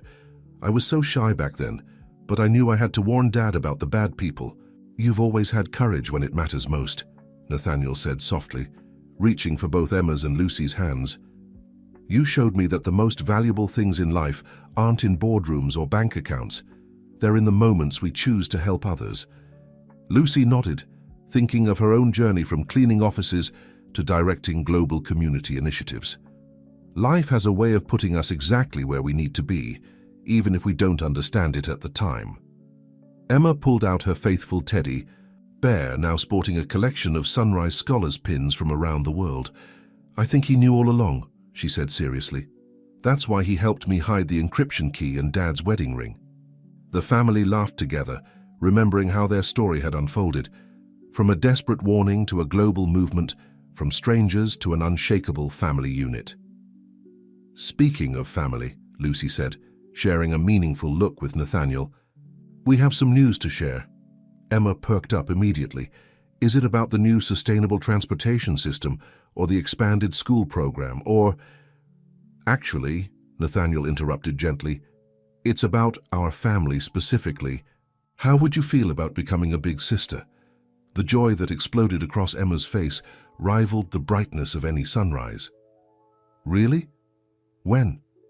Can I teach the baby about solar power? Will they get their own Sunrise Scholars jacket?" "One question at a time, mi amor," Lucy laughed, placing a hand on her still flat stomach. "But yes, in about 7 months our family will grow a little bigger." Emma jumped up and ran inside, returning moments later with her tablet. "We need to start planning. The baby's room can have stars like mine, but maybe with different constellations. And we can use the new smart cradle design the Tokyo Sunrise Scholars developed." As they watched their daughter excitedly plan for the new addition to their family, Lucy and Nathaniel marveled at how far they'd come. Project Sunrise had transformed from a technological breakthrough into a global movement, but its greatest achievement was the family it had helped create. The city lights twinkled below them, each one representing a life touched by their work. But the brightest light of all was right here on their terrace, the love that had grown from a moment of trust between a little girl and a stranger, blossoming into something that would illuminate generations to come. Emma was already making lists of solar-powered baby accessories and educational toys, her innovative mind combining her love for sustainability with her excitement about becoming a big sister. "One thing's for certain," Nathaniel murmured to Lucy, watching their daughter's enthusiasm. "This baby will grow up knowing they can change the world, just like their big sister. And they'll know that love, like solar power, is an endless resource," Lucy added, leaning into her husband's embrace while Emma continued her excited planning. As night fell over their sustainable community, the Carter family's terrace remained bright, lit not just by stored solar power, but by the eternal light of love, purpose, and the promise of an even brighter tomorrow. Spring had painted the city's rooftop gardens in vibrant colors, and the Carter family's sustainable community was buzzing with excitement. Not just because Project Sunrise had recently achieved its goal of powering 100 million homes worldwide, but because the EE community was preparing to welcome its newest member. Lucy, now 7 months pregnant, sat in what would be the baby's room, watching Emma and Nathaniel put the finishing touches on a special mobile they designed together. Solar-powered stars and planets twinkled gently, casting warm patterns on the walls. "And this constellation," Emma explained, adjusting one of the stars, "is Orion. The sunrise scholars in Chile helped me program it to match the real star positions." The room was a perfect blend of comfort and innovation, the result of Emma's enthusiasm for both sustainable technology and being a big sister. She'd worked with her fellow sunrise scholars to create unique features for the nursery, from temperature-regulating wall panels to a smart monitoring system that used minimal energy. "The baby's going to love it," Lucy said, rubbing her growing belly, "just like they already love listening to their big sister's voice." Emma rushed over to kneel beside her mother's chair, placing her hands gently on Lucy's stomach. "I was telling the baby about our latest project today. We're helping communities in the Amazon rainforest install sustainable power systems that don't harm any trees." Nathaniel sat beside them, marveling at how their family had grown and evolved. Speaking of projects Emily called earlier, the United Nations voted unanimously to adopt Project Sunrise's community-based implementation model as the global standard for sustainable development. "That means every new community will use our friendly approach?" Emma asked excitedly. "With local leaders and kid ambassadors and everything?" "Exactly," Lucy confirmed. "They've seen how much more successful projects are when communities feel ownership and children are involved in the planning." The baby kicked, making Emma giggle. "See, even the baby agrees. I think we're going to have another solar energy expert in the family." As if on cue, their home smart system activated the evening lighting sequence, a gentle transition using stored solar energy that mimicked natural sunset colors. Through the windows, they could see similar systems activating across the city, creating a beautiful tapestry of sustainable living. "Oh," Emma suddenly remembered something. "I almost forgot to tell you. My science project about multi-generational sustainable communities won first place. Ms. Thompson said it's going to be part of the new Sunrise Scholars curriculum." Nathaniel pulled his daughter into a proud hug. "That's wonderful, sweetheart. What was your favorite part of the project?" "I wrote about our family," Emma explained, reaching for her ever-present teddy bear, "about how one small action, like warning someone about danger, can grow into something huge, like ripples in a pond, but with solar power and love." Lucy felt tears welling up, her pregnancy hormones amplifying her emotional response to Emma's words. Their story had indeed grown far beyond anything they could have imagined that fateful morning in the lobby. The baby moved again, more actively this time, and Emma's eyes widened with delight. "I think they're dancing. Maybe they're excited about the new solar playground design we're testing at school. Or maybe," Nathaniel suggested, helping Lucy to her feet, "they're hungry. How about we try out that new solar cooker the Brazilian team sent us?" "Pizza?" Emma asked hopefully, making both parents laugh. "Some things never change," Lucy said fondly, following her family to their state-of-the-art sustainable kitchen. As they prepared dinner together, Emma shared more details about her award-winning science project.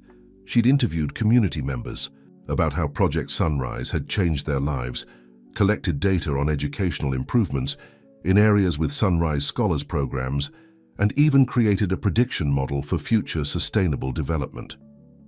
"The best part," she said, carefully arranging toppings on her section of the pizza, "is that other kids are already using my research to start new programs in their communities.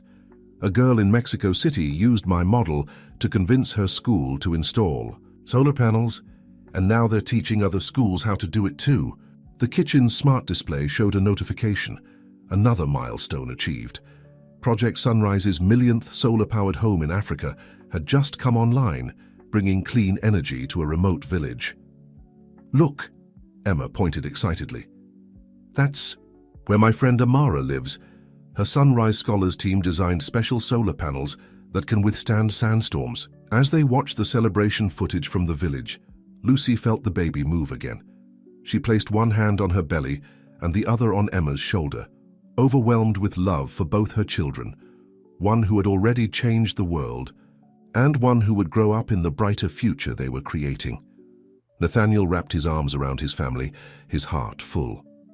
From the window, they could see their community thriving in the evening light, rooftop gardens flourishing, children playing in solar-powered parks, neighbors gathering in sustainably lit common areas. "You know what this means?" Emma asked, her eyes twinkling with familiar enthusiasm. "The baby's going to need their own special Sunrise Scholars jacket, maybe with built-in solar-powered warming for winter. I should start designing it right away." Lucy and Nathaniel exchanged amused glances as Emma rushed to get her tablet, already sketching ideas for sustainable baby clothing. Their daughter's innovative spirit, combined with her boundless love, had not only transformed their lives but had helped create a movement that was transforming the world. The baby kicked again, as if agreeing with their big sister's excitement, and Lucy smiled. This child would be born into a world of possibilities, a world where sustainable living was the norm, where communities supported each other, and where even the smallest voice could spark tremendous change. Just like the sunrise that inspired their journey, their family's light would continue to grow, touching lives and illuminating the path toward a brighter tomorrow. The community center's great hall was filled with sunlight and laughter as people gathered for a very special occasion. 2 months after the birth of Hope Carter, the newest member of the family, the center was hosting a dual celebration: the naming ceremony for the baby and the 5-year anniversary of Project Sunrise. Emma, now a poised 10-year-old, stood proudly beside her parents as they introduced her baby sister to the community. Hope lay peacefully in Lucy's arms, wearing a specially designed sustainable onesie that Emma had created with her Sunrise Scholars team, complete with tiny solar-powered twinkling stars that matched the mobile in her nursery. 5 years ago, Nathaniel addressed the gathered crowd. "A little girl's courage to speak up changed not just my life but the lives of millions around the world. Today we celebrate not only our newest family member, but the growing family of communities united by Project Sunrise." The hall's screens displayed live feeds from sustainable communities worldwide, all celebrating their own transformations. From rural villages to urban centers, the impact of their work was visible in the smiling faces and thriving environments shown on screen. "Hope's middle name is Emma," Lucy announced, making their older daughter beam with pride. "Because without Emma's bravery and vision, none of this would have been possible. She taught us that the power of love, like the power of the sun, can illuminate even the darkest corners of our world." Emma stepped forward, her faithful teddy bear, now sporting both his wedding bow tie and a special big sister badge, tucked securely under her arm. "When I was little," she began, her voice clear and confident, "I used to hide in quiet places and watch people. That's how I learned about the bad things that were going to happen to my dad. Before he was my dad. But now I don't have to hide anymore. None of us do. Because when we work together and trust each other, we can build something amazing." She gestured to the screens, where more communities were joining the celebration. Project Sunrise isn't just about solar power or sustainable living. It's about believing in possibilities. It's about trusting that even the smallest voice can make the biggest difference. Baby Hope chose that moment to wake up, her tiny hands reaching toward the sunlight streaming through the windows. Emma rushed to her sister's side, gently taking one of those small hands in hers. "See? She already knows about solar power," Emma announced, making everyone laugh. "I've been reading her my Sunrise Scholars Handbook every night, and I think it's working." Nathaniel wrapped his arms around his family, his heart so full it felt like it might burst. From that terrifying morning in the lobby to this moment of pure joy, their journey had been extraordinary. But the most precious gift wasn't the global success of Project Sunrise. It was the love that had grown between them, as natural and powerful as the sun itself. Emily Davis, now Global Director of Sunrise Scholars Programs, approached with a special presentation. "We have another announcement to make," she said, smiling. "The Emma Carter Sustainability Scholarship has been officially launched. Every year it will support young innovators who show the same courage and vision that started our movement." Emma's eyes widened. "Really? Kids from anywhere in the world can apply?" "From everywhere," Lucy confirmed, "because just like you taught us, amazing ideas can come from unexpected places." The celebration continued as community members shared their own stories of transformation. The original neighborhood that had hosted their first pilot program had become a model for sustainable urban living, inspiring similar transformations worldwide. Hope dozed peacefully in her mother's arms, while Emma excitedly showed visitors the latest Sunrise Scholars projects, from advanced solar storage systems to community education programs. The little girl who had once hidden in maintenance rooms now commanded attention effortlessly, her passion for helping others shining through every word. As evening approached, the sustainable lighting systems activated automatically, bathing the community center in a warm glow. Families gathered in the rooftop garden, where the first seeds of their sustainable revolution had been planted. "You know what this means?" Emma asked, looking at her sleeping sister. "Hope will never know a world without sustainable power. She'll grow up knowing that anything is possible if you believe in it and work together." Lucy and Nathaniel exchanged loving glances over their daughters' heads. "That's your legacy, mi amor," Lucy said softly. "You showed us all how to believe in a better future." "Our legacy," Nathaniel corrected, pulling his family close. "Because the greatest power isn't in the technology or the innovations, it's in the love that inspired them." As the sun set on their celebration, the Carter family stood together in their rooftop garden, surrounded by the community they'd helped build.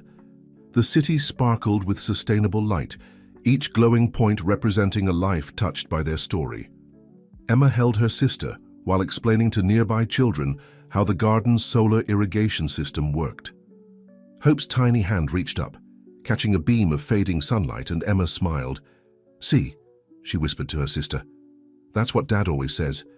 Each sunrise brings new possibilities, and now you're part of our sunrise story too." The future stretched before them, bright with promise. Project Sunrise would continue to grow, touching more lives and transforming more communities. But its heart would always be here, in the love of a family that had found each other through an act of courage, and in the legacy of a little girl who had dared to speak up and change the world. For the Carter family, every day brought a new sunrise, a new chance to make a difference, and as long as there were children like Emma sharing their light with others, that sunrise would be eternal.